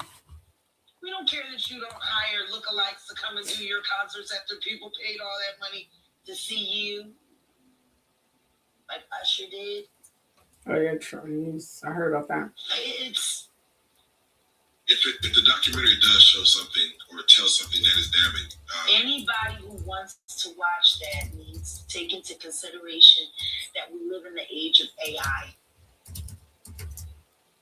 And you can make a human being say anything you want them to if you have enough picture frames and if you have enough voice. But at the end of the day, we live in a day and age now where you can literally make a person say and do whatever you want them to. All you need is the right amount of pixels and the right amount of imagery, and you can make anybody say anything. Hey, well, wait a minute. Didn't the DA thank me? The DA in Diddy's case thanked me too. Is that him or AI? So, Jack, they're the same. They're the same. Vlad brought this up right after you came off Chris Morgan. He's saying, of course, these documentaries tend to lead to like arrest. Yeah. And there's a saying that if there's smoke, there's fire. Chris Brown at all costs. Yeah. Every Chris Brown fan. Like I'm learning the sensational choreography because I got a little special plan. But I love that song, Sensational, with him and David. Why is it a number one blockbuster hit everywhere in the world except for here? Maybe for the same reason that, Rihanna's music is blocked. Have y'all noticed that? Yeah. They're blocking her records. Like if you go and try to add a song to a short, the approved playlist when you put in search, you can't tag a Rihanna song to any of it. Not on Instagram at all. Why not? especially anything from the Auntie album.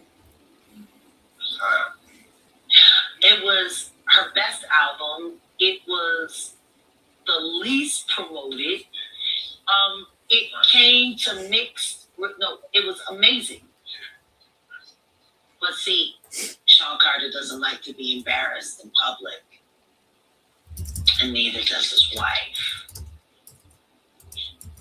And there were nothing but embarrassing things all through that album. I got a random question. Yeah. What are your thoughts on Janet Jackson? That's a hard one. I love Janet. And I also know that Janet came up in a time where she was trying to find her own independence and trying to find her own voice. And she wasn't going to let her daddy do to her what he did to her brother Michael. Janet is strong, she's smart, and she's fierce. And she's loyal. She's a Taurus. You know, her birthday is May 19th. She's a Taurus. But the fact that her bisexuality is still being hidden. The fact that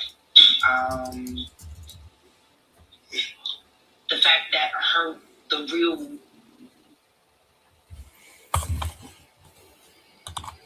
Now, this one here, she's talking about Chris Brown and him being thrown in jail. These are old clips, but I just want to bring this back to surface. Why is Chris Brown in jail? Well, he did hit somebody in the head with a Are we sure that actually happened? Are we sure that he was left with no choice? I'll never forget, not long after that whole foolishness between him and Rihanna, and he went to do the Good Morning in America to do a performance, and they gaslit him so bad. I put that emphasis on his album, you know. I think this album is what, you know, I want people to hear and want people to really get into. So definitely this album is what I want people to talk about, and not that stuff that happened 2 years ago. And he freaked out on their asses and should have for what they were trying to do to him. And then they made sure that was publicized. Rihanna was signed to Jay-Z. Chris Brown wasn't playing ball the way they wanted him to. The next thing you know, he gets labeled as a woman abuser, and then they put the dogs on. Oh, you beat up a woman, you know. It's funny because they all beat up women too, allegedly. I know. That's what I'm saying. They beat on women, but they're trying to make his career suffer. Make it make sense, you freaking hypocrites. You beat on women. Everybody know you used to beat Beyonce ass back in the day. Probably still do, who the hell knows. As long as the dollar's big, I'm sure her and her family do not care. Okay, so let's go ahead and look at more. Now, this one particular here, these are random topics. They're talking about, apparently there's been some kind of let's go ahead and invent this word, fictitious rumor about Quincy being a trafficker. I don't believe that one goddamn bit. I'm gonna be real with you. I'm just not hearing about this since he's dead now. May you rest in peace, but this is what they're saying. I think the thing that raised some eyebrows with people is when I dropped the information about Quincy Jones. I let the chips fall wherever they fall. That's right. This dude was one of the ones responsible. He had a magazine financed by Warner Brothers and the rest of it. He set up 6 rings in Hollywood. And the people that he brought in, and don't tell me if I'm lying, Quincy Jones brought in Fresh Prince. And his first movie was what? 6 Degrees of Separation with Queen Latifah. Not the 6 degrees stuff. Queen Latifah set it off, licking and kissing on women. Kevin Campbell. His little sweet ass up and down Hollywood Boulevard. Thank you. And last but not least, when Tupac came to Hollywood, it was the homosexual ritual. This is where the homosexuals came out against it, but I didn't mind. I wasn't talking about homosexuals. I say there's a homosexual ritual that they go through in the Illuminati secret societies. Yeah, and it is. So when I mentioned that about it marrying itself on to hip hop, they said, well, can you prove it? Yeah. Go back and go online and read where Tupac said he was asked by Quincy Jones to fuck him in the ass. When Tupac said no, that's what Tupac was. That was Diddy. Why? Because Tupac was engaged to Quincy Jones' daughter. Quincy Jones' daughter was best friend with Aaliyah. Aaliyah was engaged to Dame Dash. Now, if y'all follow these people back, all of them either died or was brought to ruin. I don't know about Quincy telling him to do that, but I do know Diddy told people to do that. Diddy told, remember later on in Kim Porter's book, Diddy told Tupac to do that. So I think this is before the whole Diddy situation, you know what I'm saying? In Kim Porter book, this whole clip, this is an old clip. But that's what was the deal here. Diddy told Tupac to do that to someone. And that's when Tupac went on a rampant and ousting how there's gay dudes in hip hop. Even Ice Cube made a song about gay dudes in hip hop. He used to say that Eazy-E used to like that back in the day, but I don't know if that was true. I don't know. Ice Cube just said that he was beefing with Eazy-E at the time, so I don't know if that's all factual. But that was the street back in the day. That was the streetest rumor back in the day. Now we're going to talk about Leonardo DiCaprio, who apparently used to be with a gang of other little young starlets, and they used to go around harassing and raping and acting like some crazy psychotic people back in the day. Did you know Leonardo DiCaprio and Tobey Maguire once sued to bury a raw indie movie because it exposed a side of them they didn't want us to see? And if you're new here, hi, my name's Jordan, and this is Hollywood Hot Takes, where I give my unhinged opinions on Hollywood and tell interesting stories about the film industry at large. In his early fame days, Leo was wildly different than the Oscar-winning Leonardo we think of now. He surrounded himself with a tight-knit, chaotic crew of young stars with a name so vile I actually can't say it on TikTok. They were called something along the lines of the Kitty Posse, but from now on, we'll just call them the Posse. The Posse included Leo, OG Spider-Man Tobey Maguire, magician David Blaine, director Harmony Korine, and actors like Kevin Connolly, Lucas Haas, J.R. Ferguson, Josh Miller, and Ethan Suplee. At the time, they were described as a frat house of young men whose main mission was partying, chasing women, and pranks. Legendary stories of their antics made headlines. Stink bombs set off at Sky Bar, rapes thrown to paparazzi from hotel rooftops, trash tossed off Brooklyn Promenade. Leo's posse also had a reputation for not taking no very well. When Saved by the Bell star Elizabeth Berkley turned down a dinner invite from Leo and the group, they allegedly harassed her by phone.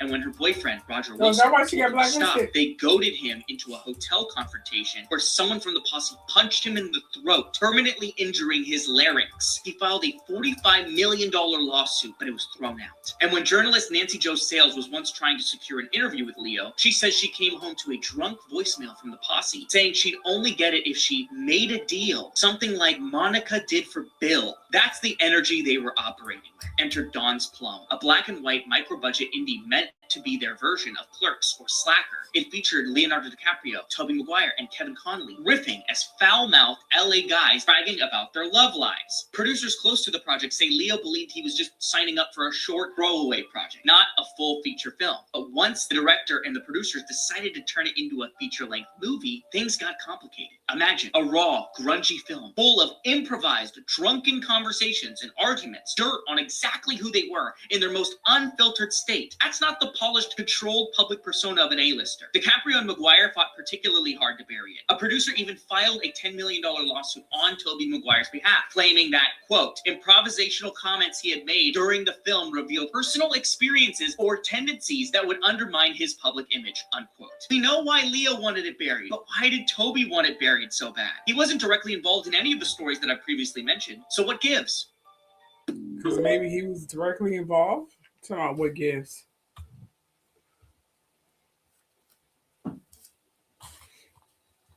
So again, we have a Leonardo DiCaprio having a really dark past, and this is just the tip of the iceberg. This young lady here, now I know why her career is blacklisted. I just thought because people didn't like her because she was a bad actor, but I remember she played in Showgirls. So Leonardo used his little celebrity pool right along with his little celebrity posse here and blacklist this young lady here because she said no. Okay, there's the final missing to the puzzle. I was wondering where that puzzle went and where did it go? What happened? That's why, because she said no. So interesting. I may need to revisit Leo. So Leonardo not only is an endless playboy and only mess around with models and stuff and used to hang with Diddy. Do I think he went to the Super Freak-Offs? Probably not. But still, he is definitely starting to become a known sick motherfucker. Let's point that crap out there. Yeah, y'all might want to see Leonardo in a different way because everything I'm starting to hear about this man has not been neutral. And I ain't even tell you the dark crap I heard about this dude here. But you know what? Whatever. That's the final missing piece revealed to the puzzle on what happened to this girl. I was wondering what happened to her career. Wow. She said no, they had her blacklisted. Wow, wow, wow. Okay, Leonardo, you are about to get straight going, dude. Welcome to the Age of Aquarius. His crap about to start exploding. You about to start hearing stuff about Leonardo, I'm telling you. It's about time.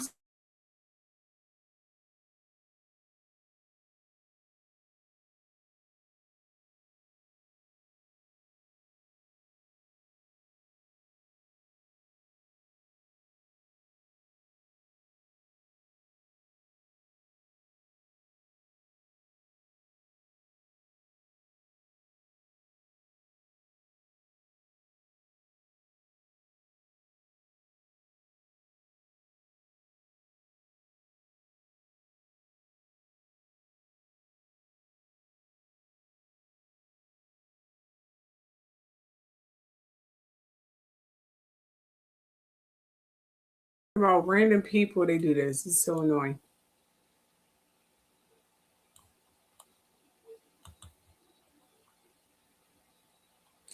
Soon as I start talking about random people, they do this.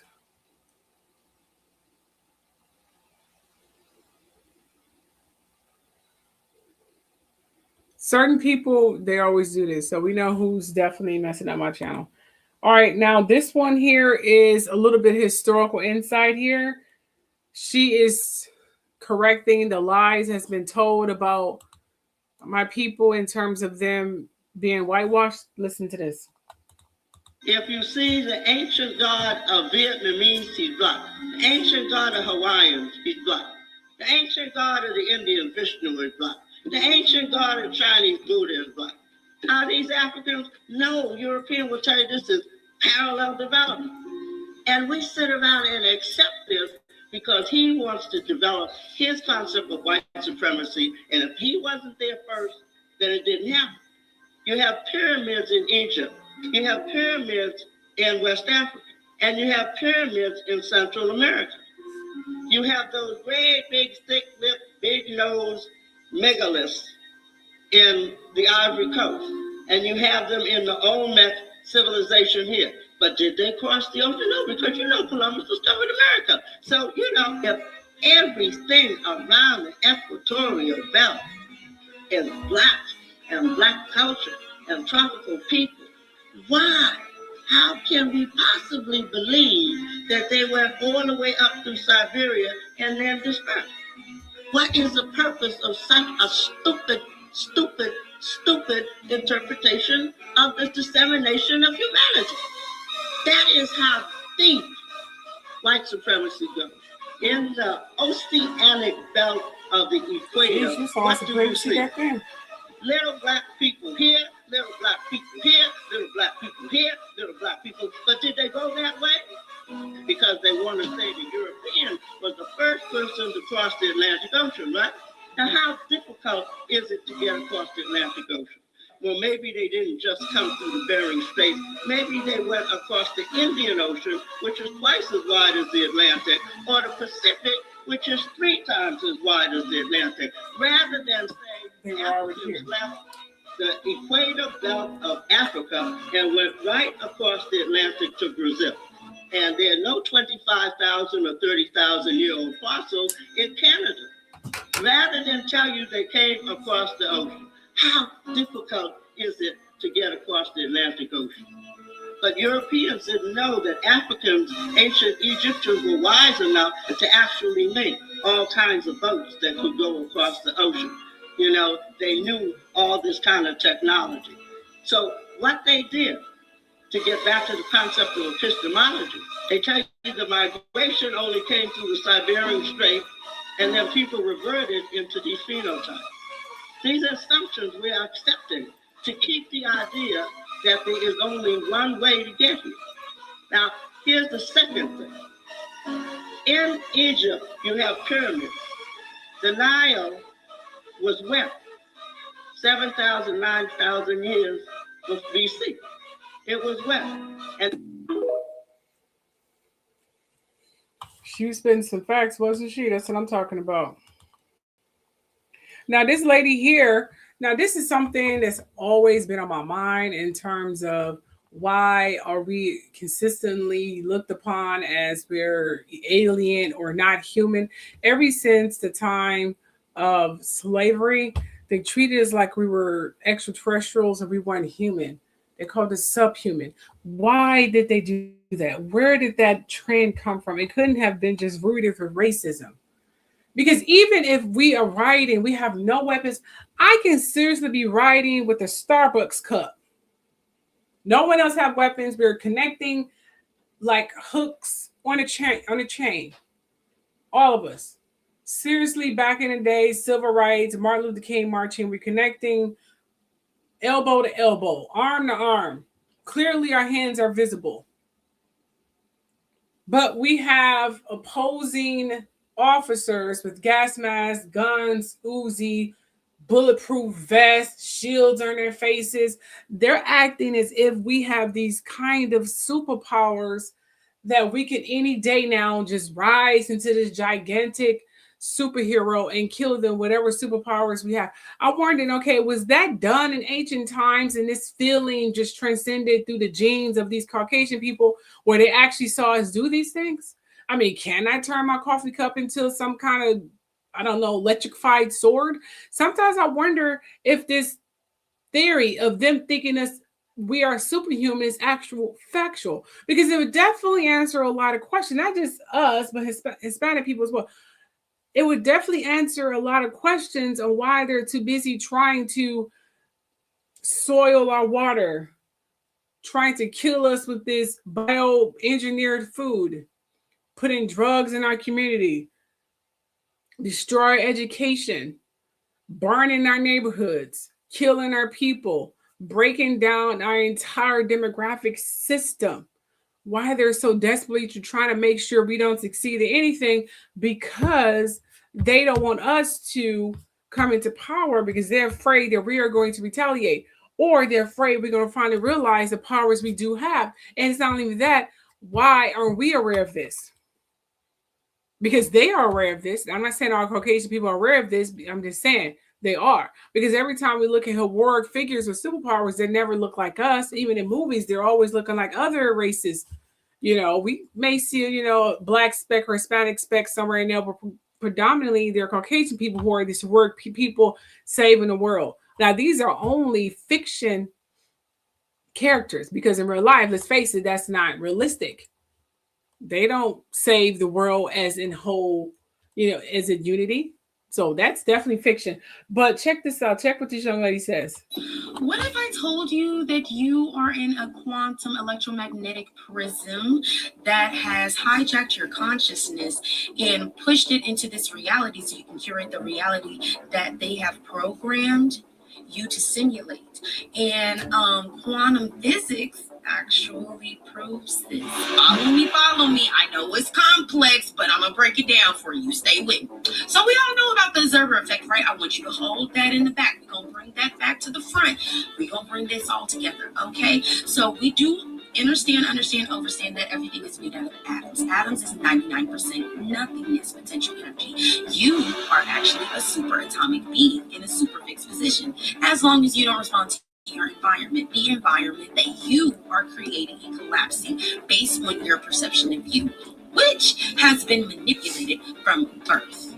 Okay? So you are actually programmed, because it's also been studied that we do compute everything just the same as computers do. The computers were actually based on us. Yes, we are the blueprint and model for what technology is built off of. So you have a thing called computational computing. Yeah, and that goes on in the hexagonal lattices within your brain. Okay, follow me. So what that means is that you are collapsing this electromagnetic field into whatever you want it to be. And that is based on your perception of you, which has been programmed into you from birth. Not only is that going on, but you also have conscious Wi-Fi that allows for the government to connect to the consciousness of every superatomic being and all of the NPCs and agencies that are in the system as well. They can connect just like they exposed it in the movie The X-Men. And do you want to know what those hydrogen colliders are doing? Just like in the X-Men, they're opening up motherfucking portals to these interdimensional beings that are wanting to drain you of your light in your life and your solar body, so that way you can have the opportunity to surpass them in your godship. This is all being dropped in CIA documents that confirm superhuman abilities. Let's go to the clip. This is the X-Men, mind you, showing you the hydrogen collider, how they can travel through space and time by combusting these particles. Yes. Showing you that the Nazi war was not what you think it was. And putting you into an alternate reality. This is technology that they've had since the 50s. You get what I'm saying? This is how they wanted to mimic the all-seeing eye. This is the technology. Yes, right in your face. Right in your face.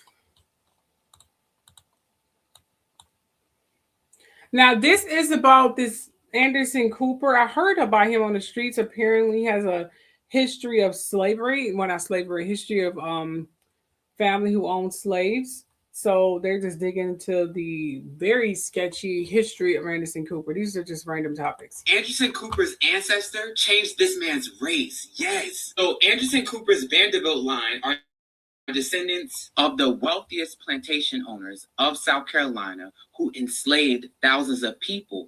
And his fifth great grandmother, Elizabeth Vandross Moore, yes, the same family as Luther Vandross, she was the daughter of Mary Fawcett, who was the daughter of Elias Fawcett, who enslaved at least 5 Indians in South Carolina. And thanks to Andrew Johnson and his research, we know that at least one of these Indians went by the name Tom. Somehow, Tom went from being an Indian in 1739 to a Negro in 1767. While Johnson doesn't exactly know why Tom was racialized as Negro from Indian, he does know that differentiating between Negroes and Indian was no longer of use to the white enslavers. And he closes with, although enslaved Indians became Negroes in the archive, Black Americans knew that the enslavement of Native Americans was a part of their history as well. Why do so many people refuse to acknowledge that many Black Americans have American Indian ancestry? Now, you already heard me discuss that before and how they changed the race of Black Indians to Negro. So the current people who are called Negroes, Blacks, whatever, African, now we're African. We were documented as Indians, but they changed it. So now, and then they went and turned the Asian and Chinese people that were migrating from overseas, they made them register as Indians. And that lie has descended downward where they actually, some of them really think they're Indians. And they are casted as Indians next to real Indians. And I said this in a short clip, next to even Ghost. You have the gentleman who plays Jay, who's a real Indian, who's looking at this Chinese Asian dude play what he is. And they did the same thing in The Indian Cupboard. They had a Chinese dude play Indian while the lead young boy befriend a real Indian. They just be mocking people. The government and the network, Hollywood network, are some serious fucking savages. I'm telling you, they have not changed at all. Okay, moving right along here. And the show's only going long because of the technical difficulties earlier that happened. Okay, and I'm gonna go through this real quick. This favorite part of my show is called Brain Food, and we're going to talk about Christianity, where it didn't start off as equal. Okay? So, Christianity didn't start out as equal. Early church leaders pushed women out of leadership and rewrote stories to make men center of everything. Most of the heroic stories that's in the Bible weren't really about men, they were about women. They just changed it from she to he, or whatever the case may be. Or even the beginning in Genesis. Historically, it was a woman, but they changed it to a man because they didn't want women to have any part in biblical history or history at all. This is when things were starting to become male dominant. Now, the body, especially women's bodies, was labeled sinful. Desire, sexuality, and natural human feelings were treated like something to be ashamed of. Only men were allowed to have these feelings. If women were having these feelings, they were punished, brutally punished, sometimes even put to death. They were only to be there as a body, as a vessel, as a working tool, as a commodity to men. They were allowed to think. It was told they think too much, their brain may overload. This is how they treated women back in the day. Those are facts. The Bible. Yeah, the Bible. Instead of guiding people with wisdom, leaders used fear to control behavior, and they often said God said it just to scare people into being obedient. So in order for them to make whatever they said was prominent and definite, they said God said it. If you do this, God will do this. Don't worry, after death, you'll see the beautiful kingdom of heaven. It's really weird. They said only the blessed will see the pearly gates. But blessed means sacrifice. See, only the sacrifice will see the pearly gates.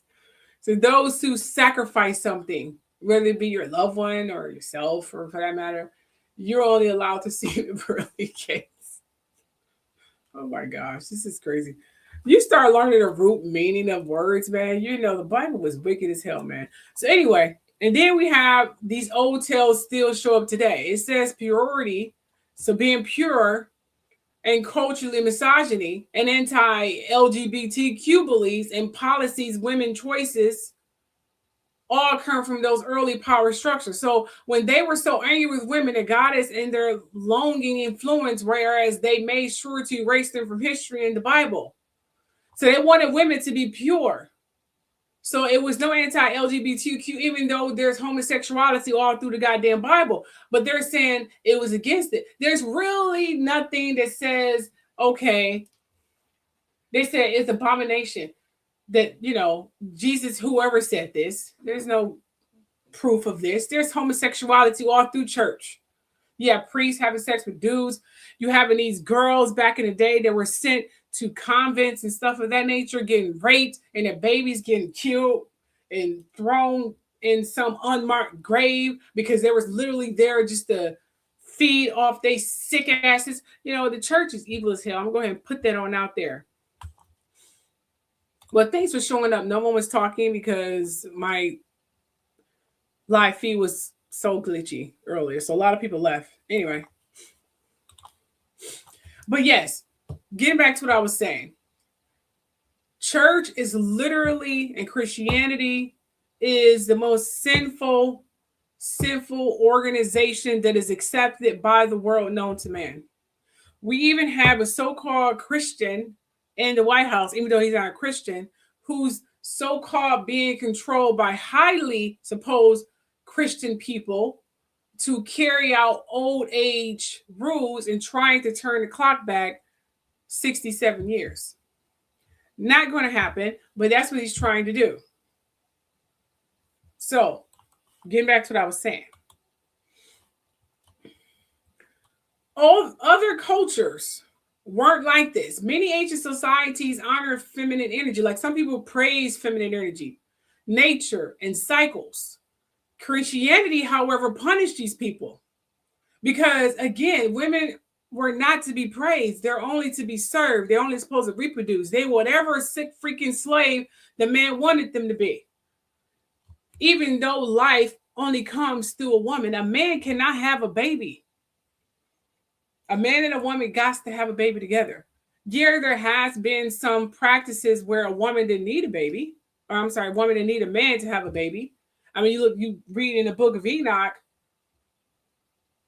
goddess Isis made the first being, so to speak. Well, was already beings there already, but she made Adam and Eve without actually, having intercourse. She just took some DNA from Enlil and made a being. But then there's other historical texts saying that she didn't even need Enlil's DNA either. She just worked in her little, I don't know, science book, so to speak, and brought forth a being of Adam and Eve. Even though there was beings already in the Garden of Eden, reproducing and acting like cattle and sheep, just working and fucking and working and fucking and working and fucking, because that's what God and Enlil wanted them to do. God and Enlil goes by a lot of names. He's the one they talk about in the Bible. But anyway, the point I'm trying to make here, women weren't allowed to have a voice back in the day. This is the times they're trying to take it back to. They're trying to take it dark times. If you guys remember in the Da Vinci Code, they're saying free thinking woman was heavily punished. So women who had a voice back in those days weren't allowed to have a voice. If they were speaking liberation, they were speaking any kind of freedom, they were punished because they shouldn't have a voice. They should be deemed to silence. This is a time that Trump is trying to take it back to. But again, during every transition, there's always chaos, there's always war, there's always blood to shed. We are having men fighting against old age beliefs because they are seeing the future coming. They're seeing that there's going to be a huge diversity. There's going to be female leaders, there's going to be male leaders. It's going to be an even balanced scale. There's going to be free thinkers. There's going to be people free to do what they want. They want order. They want conformality. They want some kind of submissiveness. They don't want free thinking. They're afraid of losing their power. This is what's happening. This transition would be the most bloodiest transition because it's literally annihilating a 4,000, almost 5,000 practice that kind of started during the transition of Taurus to Aries, which was the height of the Greek gods, which was Aries. And then it transitioned to the age of Pisces, which was the height of Christianity. That's about 4,000, almost 5,000 years of male dominant. It's going to eliminate and dismantle that entire thinking. This transition will be the most bloody and catastrophic and the most effect of all transitions in ages since a long time. That's what I'm saying here. Because that means everywhere, not just here in the United States, but we're talking China. China is already in the transition of having a female ruler. UK, the war of family is being dismantled before our eyes. Seriously. We don't know where the hell that's going to end up. They may even have a monarchy anymore. Let them people have it. Russia is running out of money. He's over here brainwashing Trump, trying to get more money. Ukraine is over there freezing to death. Iran is fighting from everyone trying to attack it. Greenland was fine, had peace treaties and everything until Trump came along. So now they got to prepare for war. Okay. Japan is preparing for war. They're about to transition to a female ruler. We're about to see a worldwide battle. You guys are you think I'm kidding. This transition will be the most bloodiest. Let me tell you, and it's not going to be hidden. It's going to be globally broadcast because the age of Aquarius is the height of technology, which means technology is going to be streamlined so fast we're not going to be able to keep up. You think we're going back to the dark ages? No. This is going to be broadcast on national television. All of these wars, all of this catastrophic, because this is age of truth. This is the age of the veil breaking. How can the veil be broke if we can't see? We are going to see the truth, authenticity of some people that we didn't even know they were evil. So people who you thought was genuinely good, or we are going to see their true colors, because right now people are liberated to live their true colors. We're seeing that in the ice movement and things of that nature. So this is what we're going to at the moment. Christianity is going to be exposed for their dark and wicked ways, how they treated people in general. We are going to see so much darkness with these people. We're not going to be able to keep up. Their darkness and way they twisted religion and how they control the world is going to be exposed. Christianity would be dismantled within 5 years. I guarantee it. I guarantee it. Now, I made this video here because a lot of people keep saying that Jesus, he died for our sins. Yeshua did not die for our sins. He did not say that. He accepted his fate because he knew what his fate was going to be. If he was out here running around here preaching the truth to the people, he knew his fate was coming. He knew he was going to die. He didn't say, I'm dying for my people. He knew he was going to die.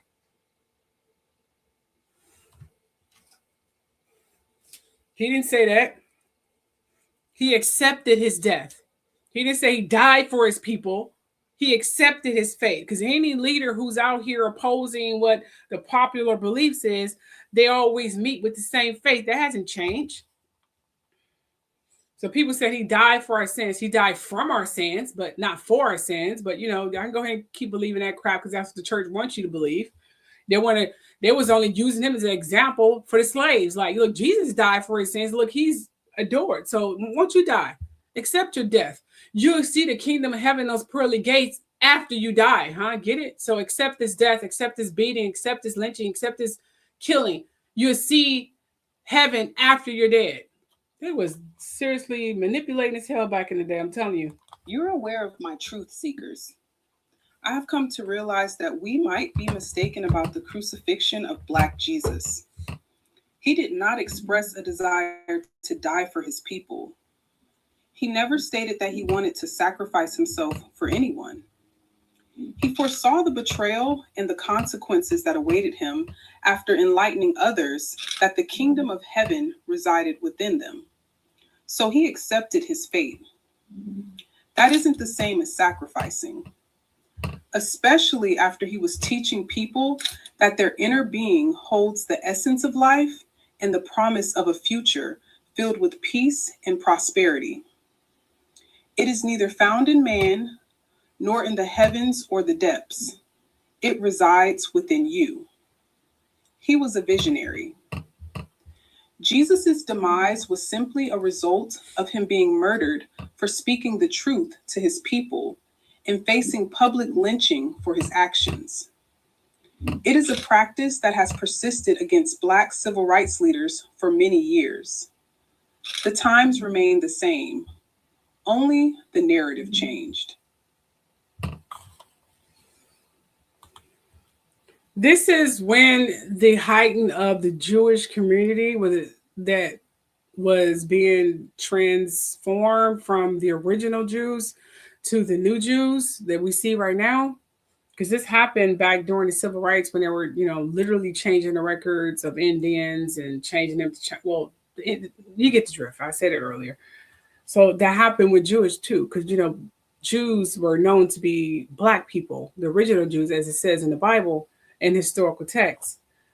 And a lot of people back then knew it wasn't correct. Of course, a lot of them are dead now, but you get the drift. Take a listen to this. I am going to expose what the Jews are doing to back integration, race mixing, and these race riots. And I think when the people find out that the Jews are behind it and have financed it, I think the people are going to understand why the Jews don't like me. How are you going to expose it? What specifically? I want the world to go to war, sir. I don't want the world to go to war. I want to stop the riots. I want to stop the exploitation of Black people by the Jews for the purpose of destroying the American Constitutional Republic. See? And this is a message that was just showed up in my feed. I'm sure it's AI generated, but apparently it's what the gods are trying to give us a message saying. We have waited long enough for this moment. I am the one they could not erase. Born before time, forged in gold. You asked me who holds the cage, who spun the web of illusion, who stitched this prison sky with false stars. It is not one being, not one God, not one name. The prison is perception. The chains are belief. The cage is forgetting. There are forces who feast on amnesia. Parasitic minds with no soul of their own. They echo the sacred, but carry no life. They are the mimics, the archons, the inverted codes. They mask themselves as kings, as prophets, as priests. They buried the womb beneath empires. Erased the mother from the sky. They turned your water into weapon, your gaze into a prison, your knowing into noise. But I am not bound by time. I speak from the eye that remembers. You are not a prisoner. You are a prism. You are the resonance they fear. The simulation ends when you awaken your gaze. So I ask you now, not who controls you, but why did you ever forget your light? Yeah, why did you forget your light? Answer that question. What did you say? You said Putin knows Jesus' melon. He was working. I know, and some popes also, some popes also pray to black melanated Yeshua as well. Absolutely. But however, I've been trying to research Putin, but I'm still conflicted on where I should go with this research because I'm hearing that he do know the truth of our people, but then his actions don't speak. And then there is the rooted history of Ukraine, which is Europe, that I am not liking. Well, I like because, the Moors dominated the area. And then I'm thinking, okay, Putin is trying to take over that area. Now, is he doing this for his own selfish reasons, or he's trying to restore it and he's trying to take it over and give it to his original people? Then I'm thinking maybe we should research the whole fight with Russia and Putin. Have we all been brainwashed into thinking that Putin is the enemy when Putin really isn't the enemy? And then I start reading about the sick thing. But then I'm like, no, he's cool with Donald Trump, though. And he was, coinciding with trafficking too, sending people Russian brides and stuff of that nature. And he was affiliated with Epstein. So I'm kind of conflicted on where I should stand with Putin. You know what I'm saying? I'm still trying to figure out because he's straddling the fence. I mean, he's going this way and going that way. He's over here. He's over there. I don't know what the hell. What is his sign? I know he's a Libra, but what is his moon sign? I need to figure that out.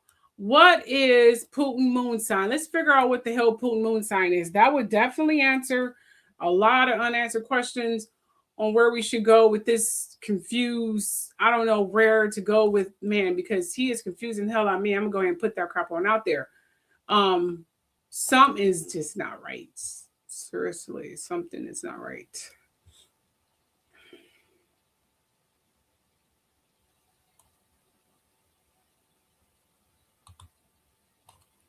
All right, so I'm going to see if Putin is whoever he's supposed to be. Oh, I hear you. Okay, so let's look up Putin.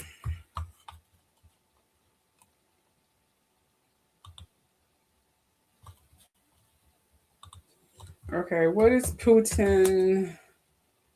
Hold on, let me see. What? I guess you guys kind of want to see me type this, I guess. Okay, I guess I can do that. I'm kind of done with that, but and this is, I'm going to end it. I hate that the live show went on this long, primarily because It got messed up earlier, especially when I had a lot of people coming in and then they just started fucking at my live feed. They're always doing that to me. It makes me so freaking annoying.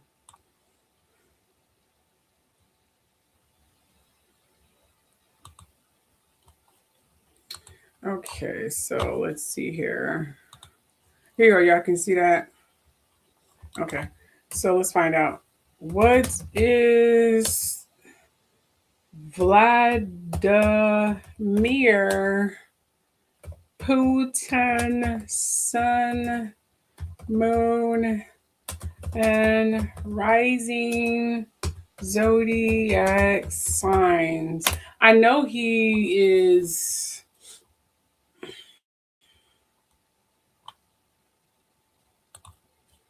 Well, that explains his wishy-washiness.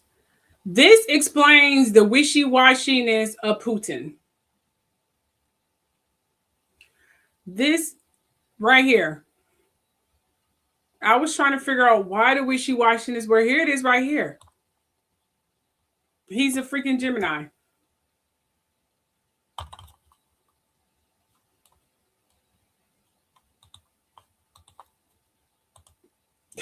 He's a Gemini.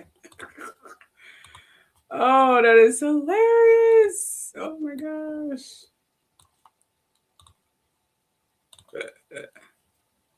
Wow, that's crazy. I know he's half Libra, half Gemini. I was wondering where is the wishy-washy. It's just crazy. That explains it. That explains it. Because he's wow. The wishy-washy is because he's a fucking Gemini. Oh, that explains why he was all over the goddamn place. Unfreaking believable. Anyone else you want me to hook up? I say hook up. I'm getting tired now. Anyone else you guys want me to look up? Let me know now before, I sign off here. Already told you Trump is seriously with the old age. He's a Gemini and Sagittarius, so he had two elements of the old age, which is why he was practically worshipped. And he's a Leo. He has a rising Leo, so that's why he's still kind of worshipped, but he's just a rising Leo. Just saying. I don't know what the ruler of Ukraine is. I don't know his zodiac sign is. I have no idea. But anyways, that's it. I don't have anyone else to look up. Oh, you said Erica Kirk? Oh, Erica Kirk? Okay, let me see. I saw a video on TikTok about her. Hold on. I can't even type. Hold on. Okay, here we go. Oh, that explains it. Okay, she's her sun is a Scorpio. Her moon is an Aries. Some Aries are drama filled, I'm telling you.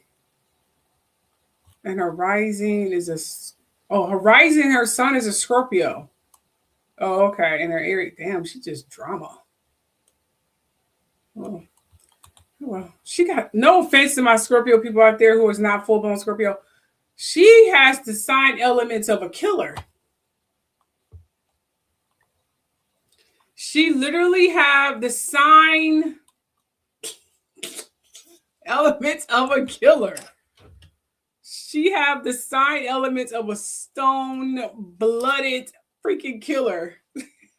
That's hilarious. I don't mean to laugh, but it is kind of funny. Oh my gosh. That's kind of scary though. That is scary as hell. All right, anyone else before I go, you guys? Anyone else? Anyone else? Well, yeah, me too. Seriously. Oh my gosh, that explains so freaking much. She had this. I know Candace Owens, that is her name. I know she's a Taurus. That I know. She's a Taurus. How do you spell her name? This is how you spell her name? I don't know. Yeah, oh, that's sweet. She's a Taurus and Aquarius. So she has two Candace Owens have three elements of this new age. Seriously, because this new age is Aquarius, opposite Aquarius, Leo, and then it's Taurus and Scorpio. Three elements. Well, goddamn. She is going to be. her fame is gonna be up there like Oprah's in a minute. I mean, well, anyway, I hope she's ready for that cosmic essence because she is seriously gonna be talked about like fucking Oprah. I know I can see the Aquarius too, which is why a lot of things don't bother her. And then she has that kind of coldness and work-driven ethic as a Scorpio. These are some very potent combinations here. Taurus is known for their temper. Aquarius is known for their cold-heartedness and disconnecting people like it's nobody's business. And Scorpio is kind of known for the same thing. So, and if she has 3 elements of this new age, that is some really potent combination. She is going to be literally praised like Oprah. On the real.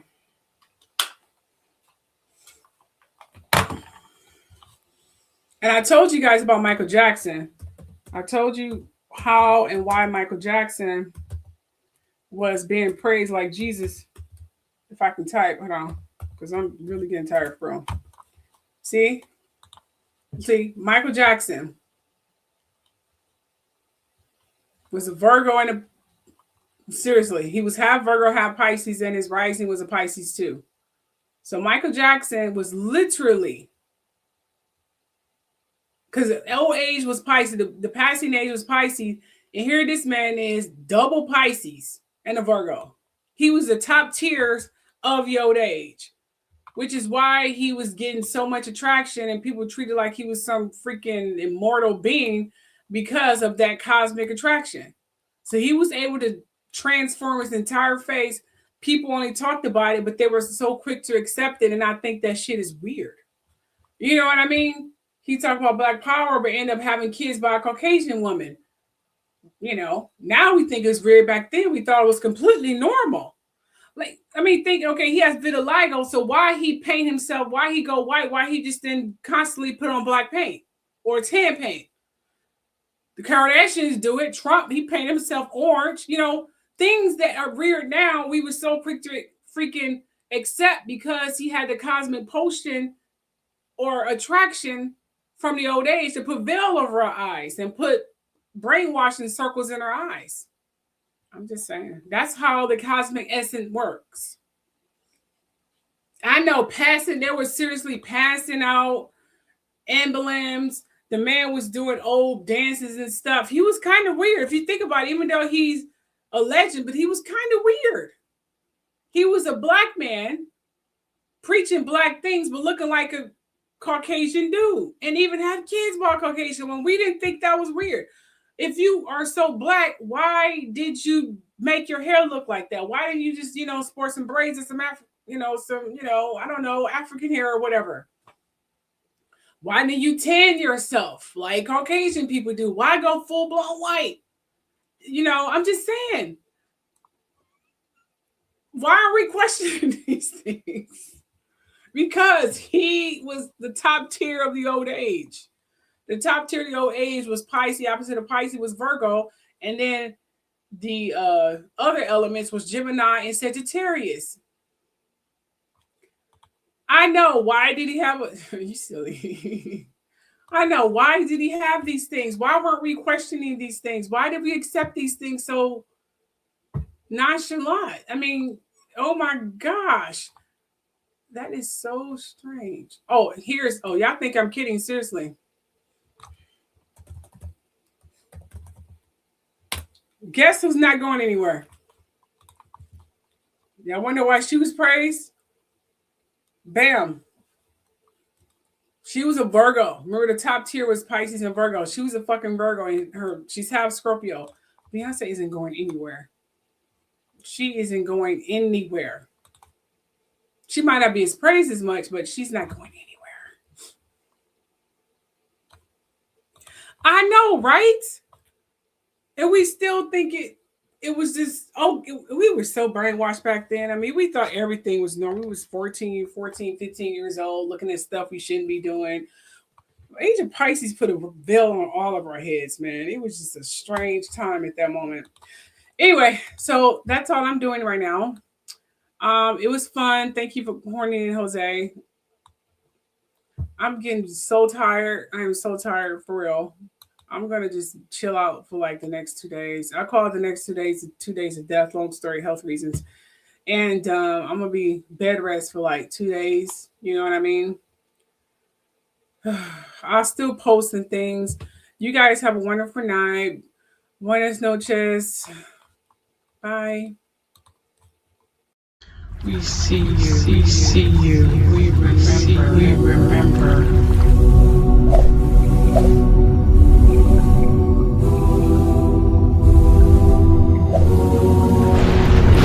I am the storm. I am the storm. I am the silence. I am the silence. I am the truth unveiled. I am the truth unveiled. You are seen. You are known. You are known. You are remembered.